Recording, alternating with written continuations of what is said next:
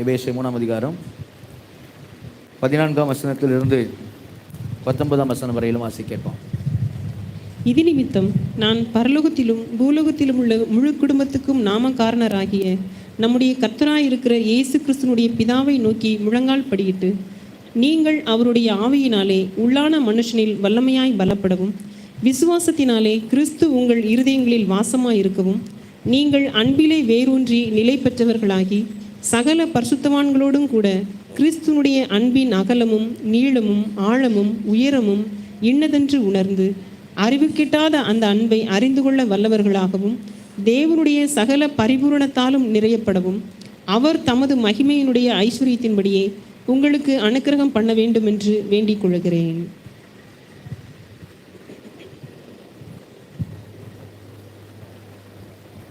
ஹல்லேலூயா. உற்சாகமா சொல்லுமா ஹல்லேலூயா.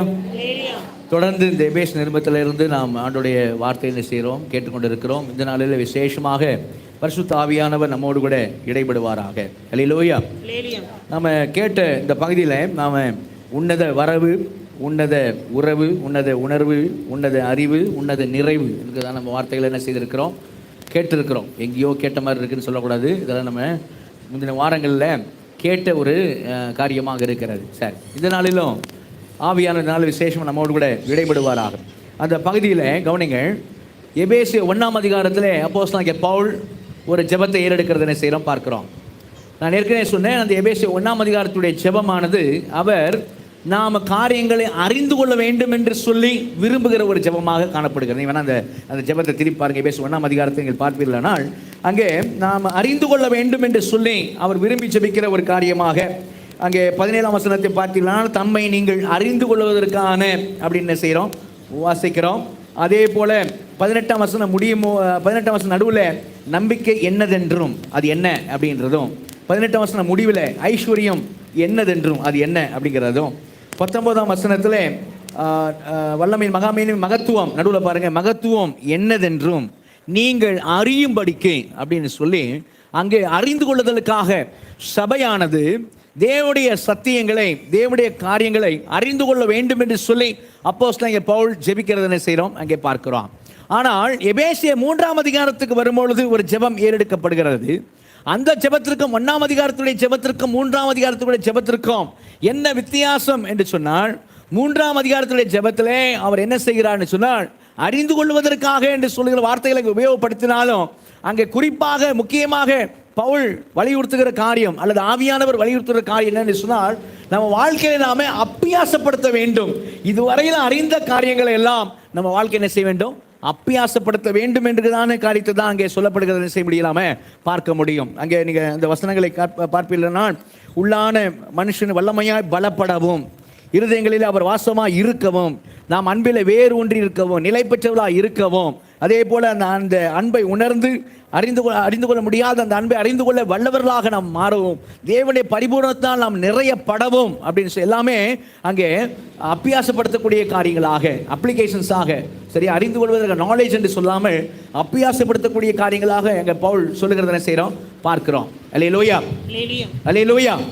கவனிங்க, நீங்கள் வீட்டில் இருந்து கிளம்பும் போது, ஒருவேளை நீங்கள் வீட்டில் இருந்து புறப்படும் போது மழை வர மாதிரி இருக்குது அப்படின்னு சொன்னால், சரியா, ஒரு காரியத்தை நீங்கள் அறிந்து கொள்கிறீர்கள். என்ன அறிந்து கொள்கிறீங்க, மழை வர மாதிரி இருக்குது அப்படின்னு கண்டிப்பாக வர வேண்டி இருக்குது, வீட்டை விட்டு கண்டிப்பாக வர வேண்டி இருக்குது, நான் மழை வர மாதிரி இருக்குது அப்படின்னு சொல்லி அறிந்து கொண்டால் என்ன செய்வோம், கொடை பிடிப்போம். அப்போ நமக்கு ஏன் கொடை நம்ம எடுத்துக்கொள்கிறோம் அப்படின்னா, அந்த அறிந்து கொள்ளுதல் பார்க்கும்பொழுது மழை வர மாதிரி இருக்குது அப்படிங்கிற அறிந்து கொண்ட உடனே நம்ம அதுக்கேற்ற ஒரு அப்பியாசப்படுத்துதல், அதுக்கேற்ற ஒரு அப்பியாசத்தை நம்ம என்ன செய்கிறோம், என்ன செய்கிறோம், ஓ மழை வரப்போகுது, அப்போ நம்ம என்ன செய்வோம், நம்ம கொடை எடுத்துக்கொள்வோம்னு சொல்லி கையில் என்ன செய்யணும், கொடை என்ன செய்ய எடுத்துக்கொள்கிறோம். அதே மாதிரி தான் இங்கே ஆவியானவர் நம்மகிட்ட விரும்புகிற காரியம். கவனிங்க, நம்ம இடத்துல ஆவியானவர் விரும்புகிற காரியம் என்னன்னு சொன்னால், நாம் கிறிஸ்துனுடைய கடந்த வாரம் பார்த்தோம் இல்லையா, அன்புதான் என்ன, அன்புதான் நிலையானது, அன்புதான் நிறைவானது, அன்புதான் நித்தியமானது என்று சொல்லி கிறிஸ்துடைய அன்பின் அகலம், நீளம், ஆழம், உயரம் இவைகளை பார்ப்பதற்கு ஆவியானவர் நமக்கு கிருபை தந்தார். அல்லேலூயா. அப்போ கடந்த வாரம் பார்த்த காரியங்கள், மழை வருது அப்படின்னு பார்த்த காரியம் மாதிரி, சரி, அப்போ மழை வருது அப்படின்னு சொன்னாலே கொடை பிடிப்போம் அப்படின்னு சொல்லி கொடை எடுத்துக்கொள்வோம் அப்படிங்கிறது அப்பியாசன்ற மாதிரி கடந்த வாரம் நாம் பார்த்த காரியங்களை சரியா அதை பார்த்து விட்டு ஆண்டவருடைய அன்பு எவ்வளவு பெரியது, ஆண்டவருடைய அன்பு எவ்வளவு நீளமானது, எவ்வளவு அகலமானது, அது எவ்வளவு ஆழமானது, எவ்வளவு உயரமானது என்பதெல்லாம் அறிவோடு கூட நாம் நிறுத்தி விடாமல் நம் வாழ்க்கையிலே அதை நாம் அப்பியாசப்படுத்தும்படியாக ஆவியானவர் விரும்புகிறார். அல்லேலூயா, அல்லேலூயா. ஆனால் இன்றைக்கு அறிந்து கொள்ளுதலும் அப்பியாசப்படுத்துதலும் என்கிற தலைப்பில் நம்ம ஆண்டோடைய வார்த்தை கேட்க போகிறோம். பரிசுத்த ஆவியானவர் இந்த நாளில் விசேஷமாய் நம்மோடு கூட இடைபடுவாராக. அல்லேலூயா. சரி, கவனிங்க. அப்போ அறிந்து கொள்ளுதலும் அப்பியாசப்படுத்தலும் இந்த காரியத்தை 3 விதத்தில் நம்ம என்ன செய்ய போகிறோம், இந்த பகுதியிலிருந்து 3 விதத்தில் என்ன செய்ய போகிறோம் நம்ம பார்க்க போகிறோம். ஒன்று முன்மாதிரி, 2வது முனைவனே மாதிரி, 3வது முழுவதும் மாதிரி. ஒன்று முன்மாதிரி, 2வது முனைவனே மாதிரின்னு சொன்னேன். முனைவன் அப்படின்னா என்ன? முனைவன் அப்படின்னா முதல்வன், தலைவன், குரு, சரியா, மாஸ்டர் என்று ஆங்கிலத்தில் சொல்லலாம். சரியா, முனைவனே மாதிரி. 3வது முழுவதும் மாதிரி என்று சொல்லி இந்த நாளில் என்ன செய்ய போகிறோம், ஆண்டோட வார்த்தை கேட்க போகிறோம். பரிசுத்த ஆவி இந்த நாள் விசேஷமாக நம்மோடு கூட இடைபடுவாராக. அல்லேலூயா. முதல் காரியம் என்ன சொன்னேன்? முன்மாதிரி. அங்கே நம்ம பார்த்தோம், நாங்கள் என்னதான் மறுபடியும் இந்த பகையில் சொல்லப்படுகிறது. கொஞ்சம் 3ஆம் அதிகாரத்தில் 14 27 வசனங்களை அங்கே அழுத்தமாய் சொல்லப்படுகிற சில காரியங்களை பார்க்கும். மறுபடியும் வருகிற சில காரியம் எதுக்கு அங்கே முக்கியத்துவம் கொடுக்கப்படுகிறது என்று சொல்லி 17ஆம் வசனத்தை பார்ப்பீர்களானால், விசுவாசத்தினாலே கிறிஸ்து உங்கள் இருதயங்களில் வாசமாக இருக்கவும் நீங்கள் அன்பிலே வேரூன்றி நிலை பெற்றவர்களாகி. அல்லேலூயா. 18ஆம் வசனத்தில் அதே அந்த வார்த்தை வருதான் பாருங்க. சகல பரிசுத்தவான்களோடு கிறிஸ்துவனுடைய அன்பின் ஆகலமும் நீளமும் ஆழமும் உயரம் என்னதென்று உணர்ந்து 19 வசனத்தில் அறிவு கெட்டாத அந்த அன்பை. அப்போ மறுபடியும் அங்கே வலியுறுத்தப்படுகிற ஒரு காரியம் என்ன அப்படின்னு சொன்னால் என்ன வார்த்தை சொல்லப்படும்? மறுபடியும் அன்பு. அல்லேலூயா, அல்லேலூயா. அன்பு அங்கே தான், அன்பு தான் அங்கே முக்கியத்துவப்படுத்தப்படுகிறத செய்யணும் பார்க்குறோம். அதை நான் போன வாரம் கூட சொன்னேன். பவுல் வேத அறிவுக்காக ஜெபிக்காமல், சபையார் நல்லா ஜெபிக்க வேண்டும் என்று ஜெபிக்காமல், நீங்கள் நல்லா ஜெபம் பண்ணுறதுக்காக ஜெபம் பண்ணுங்க அப்படி சொல்லாமல், நல்ல வேதத்தை அறிந்து கொள்வதற்காக ஜெபம் பண்ணுங்க அப்படின்னு கூட சொல்லாம எதான் சொல்றேன்னு சொன்னா, கிறிஸ்துவனுடைய அன்பினுடைய நீளம், உயரம், ஆழம், அகலம் இவைகளை நீங்கள் அறிந்து கொள்ள முடியாது இருக்கிறதான அறிவுக்கு எட்டாது இருக்கிற அந்த அன்பை அறிந்து கொள்ள நீங்கள் வல்லவர்களாய் மாறும்படி செவியுங்கள், அல்லது நான் உங்களுக்கு செபிக்கிறேன் என்று சொல்கிறதை பார்க்கிறோம். அல்லேலூயா. இப்போ அங்கே அவர் சொல்லும் போது ஒரு வார்த்தை உபயோகப்படுத்துறார் 18ஆம் வசனத்தில், சகல பரிசுத்தவான்களோடு கூட என்ன செய்ய வேண்டும்? கிறிஸ்துவனுடைய அன்பை என்ன செய்ய வேண்டும்? நாம் உணர வேண்டும், அறிய வேண்டும் என்று சொல்கிறது செய்யணும் பார்க்கிறோம். சகல பரிசுத்தவான்களோடு கூட என்று சொல்லும் போது நிச்சயமாய் ரட்சிக்கப்பட்ட எல்லாரையும் குறிக்கும், ரட்சிக்கப்பட்ட எல்லாரையும் இந்த வார்த்தை குறிக்கும். ஆனால் அந்த எபேசு நிருபத்தில் விசேஷமாய் பவுல் மனதில் வைத்து பேசுகிற சகல பரிசுத்தவான்களோடு கூட என்று பவுல் மனதில் வைத்து பேசுகிற காரியம் என்னன்னு சொன்னால், எல்லாரையும் தான் மனதில் வைத்து பேச, ரட்சிக்கப்பட்ட எல்லாரையும் தான் சொல்றாரு. ஆனால் சகல பரிசுத்தவான்களோடு கூட என்று சொல்கிறது. நீங்க 2ஆம் அதிகாரத்துக்கு வரும்போது 2ஆம் அதிகாரத்தில் நாம் அங்கே பார்க்கிறோம். 2ஆம் அதிகாரத்தில் அங்கே 19ஆம் வசனத்தில் கவனிங்க. 19ஆம் வசனத்தில் முன்னாடி 18ஆம் வசனத்தில் பார்த்தீங்கன்னா புறஜாதிகளை நமக்கு சொல்றார். அந்தபடியே நாம் இருதிறத்தார், யூதர்களும் புறஜாதிகளுமாகி நாம் இருதிறத்தார் ஒரே ஆவியினாலே பிதாவிடத்தில் சேரும் ஸ்லாக்கியத்தை அவர் மூலமாய் பெற்றிருக்கிறோம். ஆகையால் நீங்கள் இனி அந்நியரும் பரதேசமாய் இராமல் பரிசுத்தவான்களோட ஒரே நகரத்தார். அல்லேலூயா. பரிசுத்தவான்களோட தேவனுடைய வீட்டார். அல்லேலூயா. அப்ப அங்க பரிசுத்தவான்களோடன்னு பவுல் மனதில் யாரை வச்சுன்னு பேசிட்டு இருக்காரு? யாரை வச்சு பேசுறாரு? ரட்சிக்கப்பட்டு இருக்கிற யூதர்களை தான் முக்கியப்படுத்தி பேசுறாரு. அவங்களோடு கூட நாம அதே நகரத்தாராக, அதே வீட்டாராக, ஒரே வீட்டார், ஒரே நகரத்தாராக நம்ம என்ன செய்யறோம்? இருக்கிறோம் அப்படின்னு சொல்றதை செய்யறோம் பார்க்கிறோம். அப்ப பரிசுத்தவான்களோடு கூட அப்படின்னு சொல்லும் போது அவங்களை அங்கே கொண்டு வருகிறதை பார்க்கிறோம். அதே 3ஆம் அதிகாரத்துக்கு வரும்போது சொல்றாரு, அவங்களுக்கு தேவையில்லைன்னு சொல்லல. அல்ல கவனிங்க, யூதர்களுக்கு தேவையில்லை, ரட்சிக்கப்பட்ட யூதர்களுக்கு தேவையில்லை, அவர்கள் ஏற்கனவே தேவனை அறிந்தவர்கள், ஏற்கனவே தேவன் அன்பை அறிந்தவர்கள் அப்படி சொல்லல. அவர்களோடு கூட நாம் எல்லாருமே, நீங்கள் எல்லாரும் என்ன செய்ய வேண்டும்? இயேசு கிறிஸ்துவினுடைய அன்பினுடைய அகலம், நீளம், உயரம், ஆழம் இவைகளை உணர்ந்து அறிவு கெட்டாத அந்த அன்பை அறிந்து கொள்ள வல்லவர்களாக மாற வேண்டும் அவர்களோடு கூட. அப்படின்னா அவங்களுக்கும் தேவை. ரட்சிக்கப்பட்ட யூதர்களும் எதை அறிய வேண்டும் என்று சொன்னால், கிறிஸ்துவினுடைய அன்பின் ஆழம், அகலம், உயரம், நீளம் என்னவென்று உணர்ந்து என்ன செய்ய வேண்டும்? அறிவு கெட்டாத அந்த அன்பை புறஜாதிகள் நம்மோடு கூட இணைந்து அவர்களும் அறிய வேண்டும் என்று சொல்லுகிறதை செய்கிறோம் பார்க்கிறோம். அல்லேலூயா, அல்லேலூயா. இப்போ ஏன் அப்படி அவங்களுக்கு சொல்லப்படுது அப்படின்னு சொல்லி சொன்னாங்க. கவனிங்க, ஏன் அவங்களும் அறிய வேண்டும் என்று சொல்லப்படுதுன்னு சொன்னால், அவங்க ஏற்கனவே தேவனை அறிந்தவர்கள், ஏற்கனவே தேவனை அறிந்தவர்கள். சரியா? எப்படி தேவனை அறிந்தவர்கள்? கவனிங்க, அந்த நாட்களில் தேவன் அவர்களோடு உடன்படிக்கை மோசையின் மூலம் உடன்படிக்கை பண்ணுகிற நாட்களில் கொஞ்சம் கவனிக்கணும். இப்போ தேவன் மோசையின் மூலமாக அவர்களோடு கூட சீனாய் மலையில் உடன்படிக்கை பண்ணுகிற அந்த நாட்களில் இருக்கிற எல்லா தேசங்களிலும் எப்படி இருந்ததுன்னு சொல்லி சொன்னால், எல்லா தேசத்துக்கு ஒரு தேசத்துக்கு ஒரு மெயின் காட் வச்சுருந்தாங்க. சரியா, குல தெய்வம், கோத்திர தெய்வம், அது மாதிரி தேச தெய்வம் மாதிரி என்ன செய்ய தெய்வம் வச்சுருந்தாங்க. அந்த தெய்வங்கள் என்ன பண்ணுவாங்க அப்படின்னு சொல்லி சொன்னால், அந்த தேசத்தை என்ன பண்ணுவாங்கன்னா ஒவ்வொரு தேசத்துக்கு ஒரு தெய்வம். ராஜாக்கள் புத்தகத்தில் அதை பார்க்க முடியும். அந்த தேசத்து தெய்வம் அந்த தேசத்தை காப்பாற்றினாங்கன்னு கேட்பான், அசிரிய ராஜா கேட்பான். சரியா, அப்போ அந்த ஒவ்வொரு தேசத்துக்கு தெய்வம் வச்சிருந்தாங்க. தெய்வத்தை ஒரு நாள் வச்சு என்ன பண்ணுவாங்க, அந்த தெய்வத்தின் சிலையை சுரூபத்தை குளிப்பாட்டி, சரியா, அது நீங்கள் புரிஞ்சுக்கிறதுக்காக இப்படி சொல்கிறேன். அது பெண் சிலையாக இருந்தால் அதுக்கு புடவை கட்டி விட்டு புடவை சாத்தி அப்படின்னு சொல்லுவாங்க, புடவை சாத்தி. அல்லது ஆண் சிலையாக இருந்தால் வேஷ்டி சட்டை போட்டு விட்டு, சரியா, இப்படிலாம் பண்ணிவிட்டு குளிப்பாட்டி இவனே சிலையின் சுரூபத்தை குளிப்பாட்டி இவனே ட்ரெஸ் போட்டு விட்டு இவனே சாப்பாடை படைப்பான். அது வந்து சாப்பிடாது. சரியா, சாப்பாடை படைச்சி வச்சுட்டு நான் கடவுளுக்கு படைச்சிட்டேன் அப்படின்னு சொல்லிட்டு அடுத்து என்ன செய்வாங்க அப்படின்னா, அதோட சுரூபத்தோட அந்த சிலையோட உடன்படிக்கை பண்ணுவான், பேசுவான். இனி நான் உனக்கு சொந்தம், என் பிள்ளைலாம் உனக்கு சொந்தம், இதெல்லாம் உனக்கு தான், எல்லாமே என் வாழ்க்கையை உனக்கு தான் பார்த்துக்க, அப்படி இப்படின்னு என்ன செய்வான், பேசுவான். சரியா, மறுமொழி அது எந்த உடன்படிக்கையும் பண்ணாது. சரியா, அது வெறும் கல். சரியா, அது எந்த ஆனால் இவன் தான் உடன்படிக்கை பண்ணுவான். அதோடு கூட என்ன செய்வான், வாய் விட்டு என்ன செய்வான், உடன்படிக்கை பண்ணுவான். இதெல்லாம் ஜனங்கள் செய்து கொண்டு இருந்தாங்க அந்த நாட்களில். இப்போ இஸ்ரவேலின் தேவன் எப்படிப்பட்டவர் என்று சொன்னால், அவர் ஜீவனுள்ள மெய்யான தேவன். அல்லேலூயா. அவர் கல்லோ மண்ணோ மரமோ வெள்ளியோ பொன்னோ அல்ல, அவர் ஜீவனுள்ள தேவன், மனுஷரை உண்டாக்கின தேவன், சர்வத்தின் சிருஷ்டித்த தேவன். அவர் சர்வ சிருஷ்டிகர். அல்லேலூயா. இப்ப அவர் இறங்கி வந்து ஒரு கூட்ட ஜனத்தோடு கூட அவர் உடன்படிக்கையின் தேவனாய் இருந்து அவர் உடன்படிக்கை பண்ணினார். அல்லேலூயா. வித்தியாசம் புரியுதா? இவன் கல்லுகிட்ட பேசிட்டு இருக்கான், மற்ற ஜனமெல்லாம் இங்க ஒரு குரூப் கிட்ட, ஒரு கூட்டத்துக்கிட்ட அவர் இறங்கி வந்து சீனாய் மலை மேல அவர் இறங்கி வந்து பயங்கரமா இருக்கு, நடுங்கத்தக்கதா, மோசையும் நடுங்கத்தக்கதா அந்த காட்சி பயங்கரமா இருந்து சொல்லப்படுது.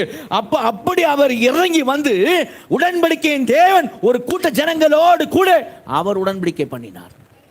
அல்லேலூயா. இந்த உடன்படிக்கை அப்படிங்கிற வழக்கம் அந்த நாட்களில் இருந்தது. எப்படின்னா, ராஜாக்கள் குடிமக்களோட உடன்படிக்கை பண்ணுவாங்க, பேரரசு பெரிய ராஜா சிற்றரசுகளோடு என்ன செய்வாங்க, உடன்படிக்கை பண்ணுவாங்க. ஒரு தேசத்தில் ஒரு ராஜா மக்கள் குடிமக்களோட உடன்படிக்கை பண்ணாங்க அப்படின்னு சொன்னால், ராஜாவுக்கும் குடிமக்களுக்கு உடன்படிக்கை நடக்கும். அப்போ ராஜா என்ன பண்ணுவார் அப்படின்னா, அந்த உடன்படிக்கைக்கு ஜனங்கள் உட்பட வேண்டும். எல்லாரும் சொல்லணும், நாங்கள் கீழ்ப்படிந்து நடப்போம் ராஜா அப்படின்னு சொல்லணும். அவங்க கீழ்ப்படிந்து நடக்கணும். அப்போ ராஜா என்ன நன்மை செய்வார்னா, அவங்கள பாதுகாப்பார், அவங்கள போஷிப்பார். இதெல்லாம் ராஜா என்ன செய்வார், இன்டர்ன் அவர் பண்ணுற காரியம். அவங்க கீழ்ப்படிந்து நடந்தால் இதெல்லாம் செய்கிற காரியம். இப்போ ராஜாவுக்கும் குடிமக்களுக்கும் என்ன உடன்படிக்கை அந்த நாட்களில் இது வழக்கமாக இருந்தது. உடன்படிக்கை எழுதுவாங்க. நம்ம ஒப்பந்த பத்திரம் எழுதுறோம்ல, அல்லது கிரைய பத்திரம் எழுதுறோம்ல, பார்ட்டி 1 பார்ட்டி 2. சரியா, வீட்டு வாடகை இதெல்லாம் எழுதணும் இல்லையா, பார்ட்டி 1 வாடகை விடுறாங்க, பார்ட்டி 2ன்னு சொல்லி போடுவோம்ல, அது மாதிரி தான் அப்படி அக்ரிமெண்ட் மாதிரி போடுவாங்க. பார்ட்டி 1 பார்ட்டி 2ன்னு சொல்லி போட்டு, ராஜா தான் பார்ட்டி 1, குடிமக்கள் தான் பார்ட்டி 2. சரியா, என்ன செய்வாங்க, அக்ரிமெண்ட் போடுவாங்க. அப்போ அக்ரிமெண்ட்டில் என்ன இருக்கும், கண்டிப்பாக என்னங்க இருக்கும் அக்ரிமெண்ட்டில், கண்டிஷன் இருக்கும். யார் கண்டிஷன் போடுவா, பார்ட்டி 2 போடுவாரா, பார்ட்டி 1 போடுவாங்களா? பார்ட்டி 1 தான் போடுவாங்க. ராஜா கண்டிஷன் போடுவார். அப்படி தான் வழக்கம். ராஜா கண்டிஷன் போடுவார், அக்ரிமெண்ட்டு பார்ட்டி 1 பார்ட்டி 2க்கும் அக்ரிமெண்ட் போடுவாங்க. ஒப்பந்தம் நடக்கும், உடன்படிக்கை நடக்கும், அதில் கண்டிஷன் போடுவார் ராஜா. அந்த கண்டிஷன் எல்லாம் படித்து காமிப்பாங்க. படித்து காமிச்சோன்னே ஜனங்க சொல்லுவாங்க, நாங்கள் இதன்படி நடக்கிறோம் அப்படின்னு சொல்லுவாங்க. டே எங்கப்பா 2 பேர் வா, இப்போ கூட இருக்குல்ல இந்த 2 பேர் சாட்சி, 2 சாட்சி இப்போயும் இருக்குல்ல. ஆமாம், இப்போயும் ரெஜிஸ்ட்ரேஷன் ஆஃபீஸில் 2 பேர் சாட்சி கூப்பிட்றாங்க. சரி, 2 சாட்சி 2-3 சாட்சின்றதா, 2 சாட்சி கண்டிப்பாக வேணும். அப்போ சாட்சி அந்த நாட்களில் இதெல்லாம் உடன்படிக்கையில் இதெல்லாம் இருந்துச்சு. 2 பேர் சாட்சி கூடுவாங்க.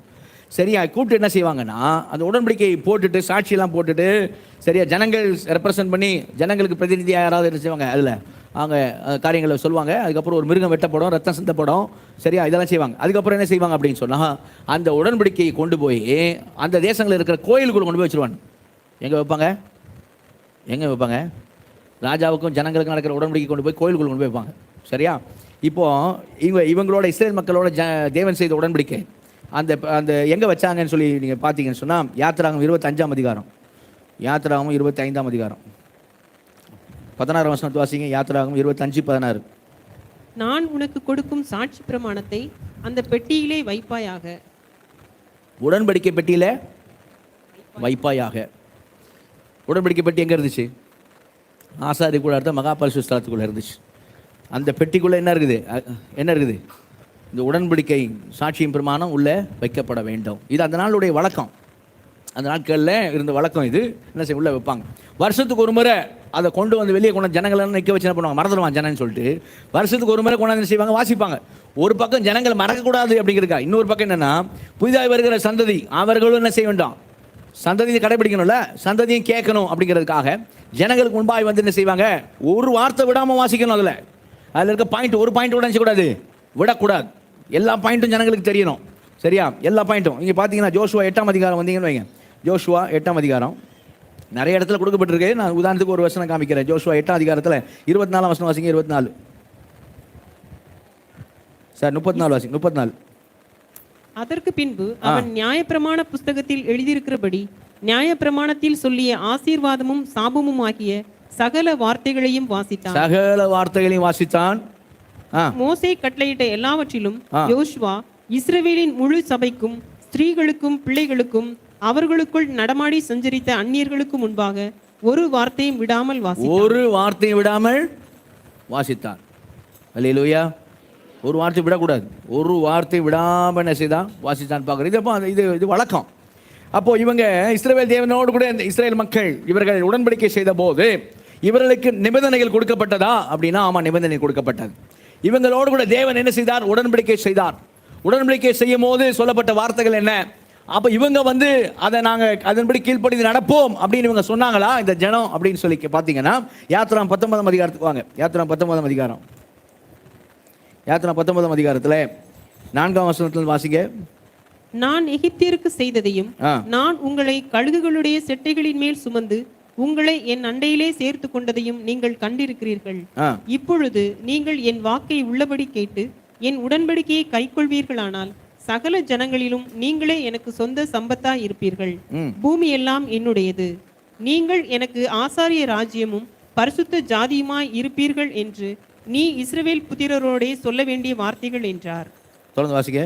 மோசே வந்து ஜனங்களின் மூப்பரை அழைப்பித்து கர்த்தர் தனக்கு கற்பித்த வார்த்தைகளை எல்லாம் அவர்களுக்கு முன்பாக சொன்னான். அதற்கு ஜனங்கள் எல்லாரும் ஏகமாய் கர்த்தர் சொன்னவைகள் எல்லாம் செய்வோம் என்று பிரதித்திரம் சொன்னார்கள். ஜனங்கள் சொன்ன வார்த்தைகளை மோசே கர்த்தரிடத்தில் தெரிவித்தான். கர்த்தர் சொன்னபடியே செய்வோம் என்று ஜனங்கள் பிரதி உத்தரம் சொன்னார்கள். அல்லேலூயா. அப்ப எல்லா வார்த்தைகளையும் வாசிச்சான். அவங்களும் செய்தாங்க, நாங்கள் இதன்படி என்ன செய்வோம், கீழ்ப்படிந்து நடப்போம் அப்படின்னு என்ன செய்தாங்க, அவங்களும் என்ன செய்தாங்க, சொன்னார்கள் என்று பார்க்கிறோம். அவர்களோட தேவன் உடன்படிக்கை பண்ணிறான்னு பார்க்கிறோம். நீங்கள் யாத்திரா 24ஆம் அதிகாரத்துக்கு வந்தீங்கன்னா அங்கே வந்து ஒரு மிருகத்தினுடைய ரத்தத்தை எடுத்து, மிருகத்தை வெட்டி அந்த மிருகத்துடைய ரத்தத்தை எடுத்து என்ன செய்வாங்க, அங்கே உடன்படிக்கை புஸ்தகத்து மேலே ஜனங்கள் மேலே என்ன செய்வாங்க, தெளிப்பாங்க. அது வசனம் வாசிங்க. யாத்திரா 24:7 வாசிங்க. உடன்படிக்கையின் புஸ்தகத்தை எடுத்து ஜனங்களின் காது கேட்க வாசித்தான். அவர்கள் கர்த்தர் சொன்னபடியெல்லாம் செய்து கீழ்ப்படிந்து நடப்போம் என்றார்கள். அப்பொழுது மோசே இரத்தத்தை எடுத்து ஜனங்களின் மேல் தெளித்து இந்த வார்த்தைகள் யாவையும் குறித்து கர்த்தர் உங்களோட பண்ணின உடன்படிக்கையின் இரத்தம் இதுவே என்றான். அல்லேலூயா. சரி, கவனிங்க. இந்த உடன்படிக்கை இஸ்ரேல் மக்களுக்கும் தேவனுக்குள்ள இந்த உடன்படிக்கையானது எப்படிப்பட்ட உடன்படிக்கைன்னு சொல்லி சொன்னா, கவனிங்க, இது ஏதோ ரயில் ஸ்நேகம் இல்லை. ட்ரெயினில் போகும்போது ஒரு 2 நாள் பிரயாணம் சொன்னால், ஒரு நாள் பிரயாணம் நம்ம எதிர்க்க உட்காந்துருக்கவங்க நம்மளோட பழகுவாங்க, நாம் அவங்களோட பழகுவோம், நல்லா பேசுவோம், அவங்களும் நல்லா பேசுவாங்க, நல்லா பழகுவோம். பழக கொஞ்சம் நேரத்தில் என்ன பண்ணுவோம், கொஞ்சம் ஃபுட்டெல்லாம் கூட ஷேர் பண்ணுவோம், எல்லாம் நடக்கும். எல்லாம் நல்லா ரொம்ப நாள் சொந்தக்காரங்க மாதிரி பேசிட்டு இருப்போம், எல்லாம் நடக்கும். ஆனால் நைட்டு 4 மணிக்கு அவங்க இறங்கணும், ட்ரெயின் அவங்க ஸ்டேஷன் வருதுன்னா என்ன பண்ணுவாங்க, 4 மணிக்கு ஒரு வேளை நைட்டே சொல்லுவாங்க, நான் 4 மணிக்கு இறங்கிடுவேன் அப்படி சொல்லுவாங்க. அல்லது 4 மணிக்கு 30 என்ன செய்வாங்க, நான் இறங்குறேன்னு சொல்லிட்டு போயிடுவாங்க. அவ்வளோதான். அதுக்கப்புறம் அல்லது நம்ம முதல்ல இறங்க நம்ம இறங்கிடுவோம். அந்த மாதிரி ரயில் ஸ்நேகம் போன்ற ஒரு காரியம் அல்ல, அல்லது பிஸ்னஸ் கான்ட்ராக்ட் இல்லை. ஒரு குறிப்பிட்ட பில்டிங் கட்டணும், பில்டிங் கட்டுற வரைக்கும் அந்த கட்டுறவருக்கும் கட்ட சொல்றவருக்கும் இருக்க உடன்படிக்கை. பில்டிங் கான்ட்ராக்ட் முடிஞ்சு போச்சு, கட்டி முடிச்சாச்சு, இனி என்ன இல்லை, கான்ட்ராக்ட் முடிஞ்சு சொல்லலாம், இனி உடன்படிக்கை இல்லை. அப்படி இல்லை. அவர்களுக்கும் தேவனுக்குள்ள உடன்படிக்கையானது, அதுவும் தேவன் செய்கிற உடன்படிக்கையானது அப்படிப்பட்ட உடன்படிக்கை கிடையாது. அப்போது அவங்களுக்கு இது எப்படிப்பட்ட உடன்படிக்கைன்னு சொன்னால் நித்திய உடன்படிக்கை. அப்படி தான் வார்த்தைகள் அங்கே போடப்பட்டிருக்கிறது. கவனிங்க, நித்திய உடன்படிக்கை என்றும் போடப்பட்டிருக்காது. இப்போ ஒரு யூதனை நல்லா கவனிக்கணும். இப்போ ஒரு யூதனை இப்போ கூப்பிட்டு, எப்பா உங்களுக்கு ராஜா யாரு அப்படின்னு கேட்டால் அவன் சொல்லுவான், எங்களுக்கு தேவன், இஸ்ரவேலின் தேவன் தான் எங்களுக்கு ராஜா. அல்லேலூயா, அல்லேலூயா. அந்த ராஜா உங்களுக்கு என்னப்பா செஞ்சாரு அப்படின்னு கேட்டான், சொல்லுவான், எங்களை ராஜா, நாங்கள் அடிமைத்தனத்தில் இருந்தோம் எகிப்தில், அங்கே இருந்து எங்களை அவர் கிருபையாய் ரட்சித்தார், கிருபையாய் விடுதலையாக்கினார். அல்லேலூயா. அவர் விடுதலையாக்கின மாத்திரமல்ல, அவர் எங்களை நடத்தினார், அவர் அவருடைய தேசத்தை எங்களுக்கு கொடுத்திருக்கிறார். அவர் தேசத்தை எங்களுக்கு தந்து எங்களை போஷித்து எங்களை காப்பாற்றி வருகிறார் எங்க ராஜா. எங்களுக்கும் ராஜாவுக்கும் உடன்படிக்கை உண்டு அப்படின்னு சொல்லுவான். அந்த உடன்படிக்கைப்படி நீங்க நடப்பீங்களா அப்படின்னு கேட்டோம். ஆமா நாங்க நடப்போம், ஏன்னா நாங்கள் கீழ்ப்படிந்து நடப்போம் என்று வாய்விட்டு சொல்லி அவரோடு என்ன செய்திருக்கிறோம், உடன்படிக்கை நாங்கள் செய்திருக்கிறோம் சொல்லுவான். அப்ப அந்த உடன்படிக்கை கவனிங்க, அந்த உடன்படிக்கையை ஏன் நீங்க கடைபிடிக்கணும், எதனால தேவன் உங்களை கடைபிடிக்க சொல்லுவாரு அப்படின்னு சொன்னா அது சொல்லுவான். எதுக்கு திரும்ப எங்களை தேவன் கடைபிடிக்க சொல்லுவாரு? ஏன்னா ஒரு காரியம், ஒரு காரியம் என்னன்னு சொன்னா, எங்களோட உடன்படிக்கை பண்ணிருக்கிற தேவன் அவர் ஜீவன் உள்ளவர், அவர் மகா பரிசுத்தர். அல்லேலூயா. அவர்கிட்ட உடன்படிக்கை பண்ணிருக்கிறோம். நாங்க எங்கிட்ட அவர் எதிர்பார்க்கிற காரியம் என்னன்னா, அவர் பரிசுத்தரா இருக்கிறது போல நாங்கள் என்ன செய்ய வேண்டும் சொல்ல, நாங்கள் என்ன பண்ணணும், பரிசுத்தமா இருக்கணும். பரிசுத்தமா இருக்கிறதுக்கு பிரமாணங்கள் அவசியமா இருக்குது. அதனாலதான் எங்களுக்கு பிரமாணங்களை கொடுத்திருக்கிறார். இந்த பிரமாணத்தின்படி நாங்கள் வாழ வேண்டும் என்று அவர் ஏன் சொல்றார்னா, அவரை எங்களோட உடன்படிக்கிற தேவனை போல, உடன்படிக்கை பண்ணிருக்கிற தேவனை போல, அவர் பரிசுத்தரா இருக்கிறது போல நாங்களும் பரிசுத்த ஜாதியா இருக்கிறதுக்காக இந்த பிரமாணங்களை நாங்கள் கை கொள்ள வேண்டும். அல்லேலூயா. ஏன்னா மற்ற ஜாதியெல்லாம் அவங்க அவங்க அவங்க பிரமாணம் இல்லாத வாழ்க்கை வாழ்ந்துக்கிட்டு இருக்காங்க. நாங்கள் பிரமாணத்தோடு வாழணும். சரியா? ஏன்னா இந்த பிரமாணங்கள் எங்களுக்கு கொடுக்கப்பட்டிருக்குது. மொத்தம் 613 பிரமாணங்கள். அதில் 365 பிரமாணங்கள் செய்யாத செய்யாத செய்யாத செய்யாத 365, 248 செய்ய செய்ய செய்ய செய்ய செய்ய. சரியா? 365 செய்யாத, 248 செய். மொத்தமாக ஏன் தந்தார்? நாங்கள் எதுக்காக நான் கடைபிடிக்கணும்? நாங்கள் பரிசுத்தமாக இருக்க வேண்டிய கடைபிடிக்கணும். சரி, வேற எதுக்கு கடைபிடிக்கணும் தெரியுமா? வாசிங்க உபாகமம். நான் சொல்லுவேன், உபாகமம் 10ஆம் அதிகாரத்து வாங்க. வேற எது கடைபிடிக்கணும்? உபாகமம் 5ஆம் அதிகாரம் 29ஆம் வசனம் வாசிங்க. அவர்களும் அவர்கள் பிள்ளைகளும் என்றென்றைக்கும் நன்றாய் இருக்கும்படி அவர்கள் எந்நாளும் எனக்கு பயந்து என் கற்பனைகளை எல்லாம் கைக்கொள்வதற்கேற்ற இருதயம் அவர்களுக்கு இருந்தால். அப்ப யூதன் கேட்கும்போது யூதன் என்ன சொல்லுவான்? எதுக்காக நாங்கள் கடைபிடிக்கணும்? என்னாலும் நாங்களும் எங்கள் பிள்ளைகளும் எப்படி இருக்கணும்? நன்றாய் இருப்பதற்காக. அல்லேலூயா, அல்லேலூயா. ஒன்று, அவர் மாதிரி நாங்கள் பரிசுத்தமாக இருக்கணும், மற்ற ஜாதிக்கு மாதிரி இருக்கக்கூடாது, பரிசுத்தமாக இருக்கணும். ரெண்டாவது, நாங்கள் என்ன செய்யணும்? நன்றாக இருக்க வேண்டும். நாங்கள் நன்றாக இருப்பதற்காக. மூணாவது முக்கியமானது, நீங்கள் உபாகமம் முன்னாடி வாங்க. உபாகமம் 4ஆம் அதிகாரத்துக்கு வாங்க. உபாகமம் 4ஆம் அதிகாரத்தில் 6ஆம் வசனத்தை வாசிங்க. ஆகையால் அவைகளை கை கொண்டு நடவுங்கள், ஜனங்களின் கண்களுக்கு முன்பாகவும் இதுவே உங்களுக்கு ஞானமும் விவேகமுமாய் இருக்கும். அவர்கள் இந்த கட்டளைகளை எல்லாம் கேட்டு இந்த பெரிய ஜாதியே ஞானமும் விவேகமும் உள்ள ஜனங்கள் என்பார்கள். அவர்கள்னா யாரு? அவர்கள்னா யாரு? அவர்கள்னா யூதர்கள் அல்லாதவர்கள், புறஜாதிகள். புறஜாதிகள்லாம் எங்களை பார்த்து எங்கிட்ட அவர் கொடுத்துருக்க பிரமாணங்களை பார்த்து எங்களை அவங்க எப்படி பார்ப்பாங்க? விவேகம் ஞானமுள்ள ஜனங்கள் இவர்கள் என்பார்கள். அல்லேலூயா, அல்லேலூயா. அப்படின்னு என்ன சொல்றாங்க? நாங்கள் மற்ற புறஜாதிகளுக்கு முன்பாக இந்த பிரமாணங்கள்லாம் எதுக்காக கொடுக்கப்பட்டிருக்குன்னு சொன்னா, அவரே தேவன் என்பதற்கு நாங்களே சாட்சி. அல்லேலூயா. இந்த பிரமாணங்கள் எது கொடுக்கப்பட்டிருக்குன்னா, மற்ற புறஜாதிகள் முன்பாக நாங்கள் முன்மாதிரியா இருப்பதற்காக. எதுக்குங்க? முன்மாதிரியா இருக்கணும். அவர் தான் தேவங்களுக்கு சாட்சியா இருக்கணும். அந்த தேவனுக்கு உகந்த வாழ்க்கை எது, அந்த தேவன் விரும்புகிற வாழ்க்கை எப்படிப்பட்டது அப்படிங்கிறத வாழ்ந்து காமிக்கிறதுக்கு நாங்க எப்படி இருக்கணும்? முன்மாதிரியா இருக்க வேண்டும். முன்மாதிரியான வாழ்க்கை, முன்மாதிரி. தொடர்ந்து வாசிக்க. நம்முடைய தேவனாகிய கர்த்தரை நாம் தொழுது கொள்ளுகிற போதெல்லாம் அவர் நமக்கு சமீபமாய் இருக்கிறது போல தேவனை இவ்வளவு சமீபமாய் பெற்றிருக்கிற வேறே பெரிய ஜாதி எது? இந்நாளில் நான் உங்களுக்கு விதிக்கிற இந்த நியாயப்பிரமாணம் முழுமைக்கும் ஒத்த இவ்வளவு நீதி உள்ள கட்டளைகளையும் நியாயங்களையும் பெற்றிருக்கிற வேறே பெரிய ஜாதியோ எது? கொஞ்சம் பிள்ளைங்க அப்படி இப்படி நடக்காம போய் மெசேஜ் டைம்ல உட்காருமா, போய் உட்காருங்கம்மா. நடந்து கூடாது, சரிங்களா? பக்கத்தில் கொஞ்சம் 7 மணி சர்வீஸ் கொஞ்சம் சிலர் தூக்க மயக்கத்தில் இருக்க மாதிரி இருக்கு. ஒரு இடிங்க, சரியா? ஆமாம், ஒரு இடி மின்னெல்லாம் வந்தால் தான் நல்லது. சிலரெல்லாம் பார்த்தா பரிதாபமாகுது. சரி, இங்கே வசனம் பார்க்கணும், பைபிள் பார்க்கணும், வசனம் பார்க்கணும், ஸ்க்ரீனில் பார்க்கணும், சரியா? நீங்கள் நியாயப்பிரமாணம் முழுமைக்கு ஒத்த இவ்வளவு நீதி உள்ள கட்டளைகளை நியாயங்களை பெற்றிருக்கிற வேற பெரிய ஜாதி எது? வேற எந்த ஜாதிக்கு என்ன இல்லை? எந்த தேசத்துக்கும் இப்படி நீதி உள்ள நியாயங்கள் கட்டளைகள் கிடையாது. அல்லேலூயா. இதெல்லாம் எதுக்கு தந்தார் எங்களுக்கு? யூதன் சொல்லுவான், நாங்கள் மற்ற ஜாதிகளுக்கு முன்பாக முன்மாதிரியா இருப்பதற்கு. அல்லேலூயா. அந்த தேவனுக்கு உகந்த வாழ்க்கை, ஜீவனில் மெய்யான ஒரே தேவனுக்கு உகந்த வாழ்க்கை எப்படிப்பட்ட வாழ்க்கை என்று சொல்லி வாழ்ந்து காண்பிப்பதற்கு, நாங்கள் வாழ்ந்து காட்டுவதற்கு, முன்மாதிரியாக இருப்பதற்கு இந்த பிரமாணங்கள்லாம் கொடுக்கப்பட்டது. இப்போ அவன் சொல்லுவேன், இந்த பிரமாணங்கள்லாம் 613 613 சரியா? இதை எப்படி நீங்கள் கை கொள்வீங்க அப்படின்னா, அதான் உனக்கு முக்கியமானது. எப்படி கை கொள்வீங்க, எதை மையமாக வச்சு நீங்கள் கை கொள்வீங்க அப்படின்னு கேட்டான். அவன் என்ன சொல்லுவான்? எதை மையமாக வச்சு கை கொள்வீங்கன்னா சொல்லுவான் தெரியுமா? கிருபையினாலே நாங்கள் ரட்சிக்கப்பட்டோம். அல்ல கரங்க இதெல்லாம் சொல்லுவான். நான் சொல்ல வார்த்தைக்கு அவன் யார் சொல்லுவா? யூதன் சொல்லுவான்னு சொல்கிறேன். யூதன் சொல்லுவான், கிருபையினாலே நாங்கள் ரட்சிக்கப்பட்டோம். நாங்கள் அங்கே எகிப்தில் அடிமைத்தனத்தில் இருந்தோம். எத்தனையோ மக்கள், எத்தனையோ தேசங்கள் அந்த நாட்கள் அடிமைத்தனத்தில் இருந்தாங்க. எங்களை அவர் மோசேன்னு ஒரு மனுஷனை அனுப்பி எங்களை விடுவிக்க வேண்டிய அவசியம் அவருக்கு இல்லை. ஆனால் அவர் எங்களுக்காக இறங்கினார். அல்லேலூயா. அவர் எங்களுக்காக இறங்கி என்ன செய்தார்? எங்களை விடுதலையாக்கினார். அப்போ யாராவது அவர்கிட்ட கேட்பாங்க, அவன்கிட்ட சொல்லுவாங்க, அப்படி சொல்கிற ஆள்கிட்ட யூதன்ட்ட, உங்கள் முற்பிதாக்கள் அவர் நேசிச்சார்லப்பா, முற்பிதாக்கள் நேசிச்சார்ல, அதனால தானே உங்களை விடுதலையாக்கினார். உண்மைதான், உண்மைதான். எங்கள் முற்பிதாக்கள் நேசிக்கப்படுகிறதுக்கு அவங்க என்ன செஞ்சாங்கன்னு கேட்பான். ஆபிரகாம் நேசிக்கப்படுவதற்கு ஆபிரகாம் என்ன பண்ணாரு? யோசுவா 24ஆம் அதிகாரம் 2ஆம் வசனம் சொல்லுது, ஆபிரகாம் விக்கிரக ஆராதனைக்காரனாக இருந்தான் தேவன் அழைப்பதற்கு முன்பாக. அப்ப அவனா தேடி வரல, ஆபிரகாமா ஜீவனுள்ள தேவன் யார் என்று சொல்லி தேடி வரவில்லை, அவனை தேவன் தேடி போனார். அல்லேலூயா. நல்ல கவனி, முக்கியமானது. ஆபிரகாம் யார் ஜீவனுள்ள தேவன் நான் கண்டறிய வேண்டும் என்று அவளாய் தேடுகிறேன் அவன் தேடல.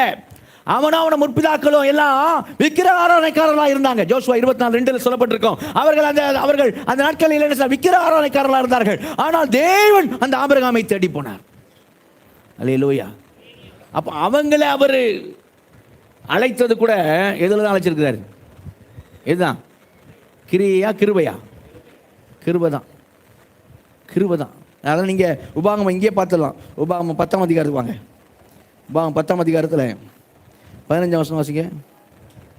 ஆனாலும் கர்த்தர் உன் பிதாக்கள் மேல் அன்பு கூறும் பொருட்டு அவர்களிடத்தில் பிரியம் வைத்து, உங்கள் பிதாக்கள் மேல் அன்பு கூறும் பொருட்டு அவர்கள் மேல் பிரியம் வைத்து, அவர்களுக்கு பின் அவர்களுடைய சந்ததியாகிய உங்களை இந்நாளில் இருக்கிறபடியே சகல ஜாதிகளுக்குள்ளும் தமக்கென்று தெரிந்து கொண்டார். அழகா போட்டிருக்கு. அவங்க பிதாக்களை கூட அவர் அன்பு கூறும் பொருட்டு அவர்கள் மேல் பிரியம் வைத்து, அவர்களுக்கு பின் அவர்கள் சந்ததியாக உங்களை இந்நாளில் இருக்கிறபடி சகல ஜாதிகளுக்குள்ளே தமக்கென்று தெரிந்து கொண்டார். அல்லேலூயா. அல்லேலூயா. நமக்கு அது கூட கிடையாது. ஆபிரகாமுக்கு நமக்கும் ரட்சிக்கப்படுறதுக்கு முன்னாடி எந்த சம்மந்தமும் இல்லை. ஆனால் ஆபிரகாமே சந்திக்கப்பட்டது இப்படி தான், கிருபையினால தான். அதை தேவன் அவனை அழைத்தார், வாக்குத்தத்தம் கொடுத்தார், அதை அவன் விசுவாசித்தான், அதை அவனுக்கு நீதியாக எண்ணினார். அல்லேலூயா. அப்போ கிருபையினாலே விசுவாசத்தை கொண்டு ரட்சிக்கப்பட்டீர்கள். எல்லா டைமும் தான். ஒரு மனுஷன் கூட பரலோகத்தில் கிரியினால் வரமாட்டான். நல்ல கரங்க தெரியல சொல்லுவோமா? நல்ல உற்சாகமாலையிலே சொல்லுவோமா? ஒரு மனுஷன் கூட பரலோகத்தில் எப்படி வரமாட்டான்? கிரியினால் வந்தேன் அங்கே காலர் உயர்த்தத்துக்கு ஒருத்தர் இருக்க மாட்டான். ஒரு ஆள் வர முடியாது அங்கே பரலோகத்துக்கு கிரியினால். அப்படி வர முடியும்னா இயேசு வந்திருக்க மாட்டார். சரியா? அப்போது கிருபை தான். அப்போ அவங்களுக்கு பிரமாணங்கள் சொல்லுவான், எப்பா நீ எப்படிப்பா பிரமாணத்தை எதை மையமாக வச்சுப்பா நீ கடைபிடிப்ப அப்படின்னா, அந்த அன்பு. சகல ஜாதிகளிலும் கர்த்தர் எங்கள் மேல் அன்பு கூர்ந்து எங்களை தெரிந்து கொண்டாரு. அல்லேலூயா. நாங்கள் திரளான ஜாதி என்று சொல்லி திரட்சியா இருக்கிறோம் என்று அவர் எங்களை தெரிந்து கொள்ளவில்லை. நாங்கள் மற்ற ஜனங்களிலும் கொஞ்சமாக தான் இருந்தோம், ஆனாலும் அவர் எங்களை தெரிந்து கொண்டார். அந்த ஆனாலும் அது என்னது?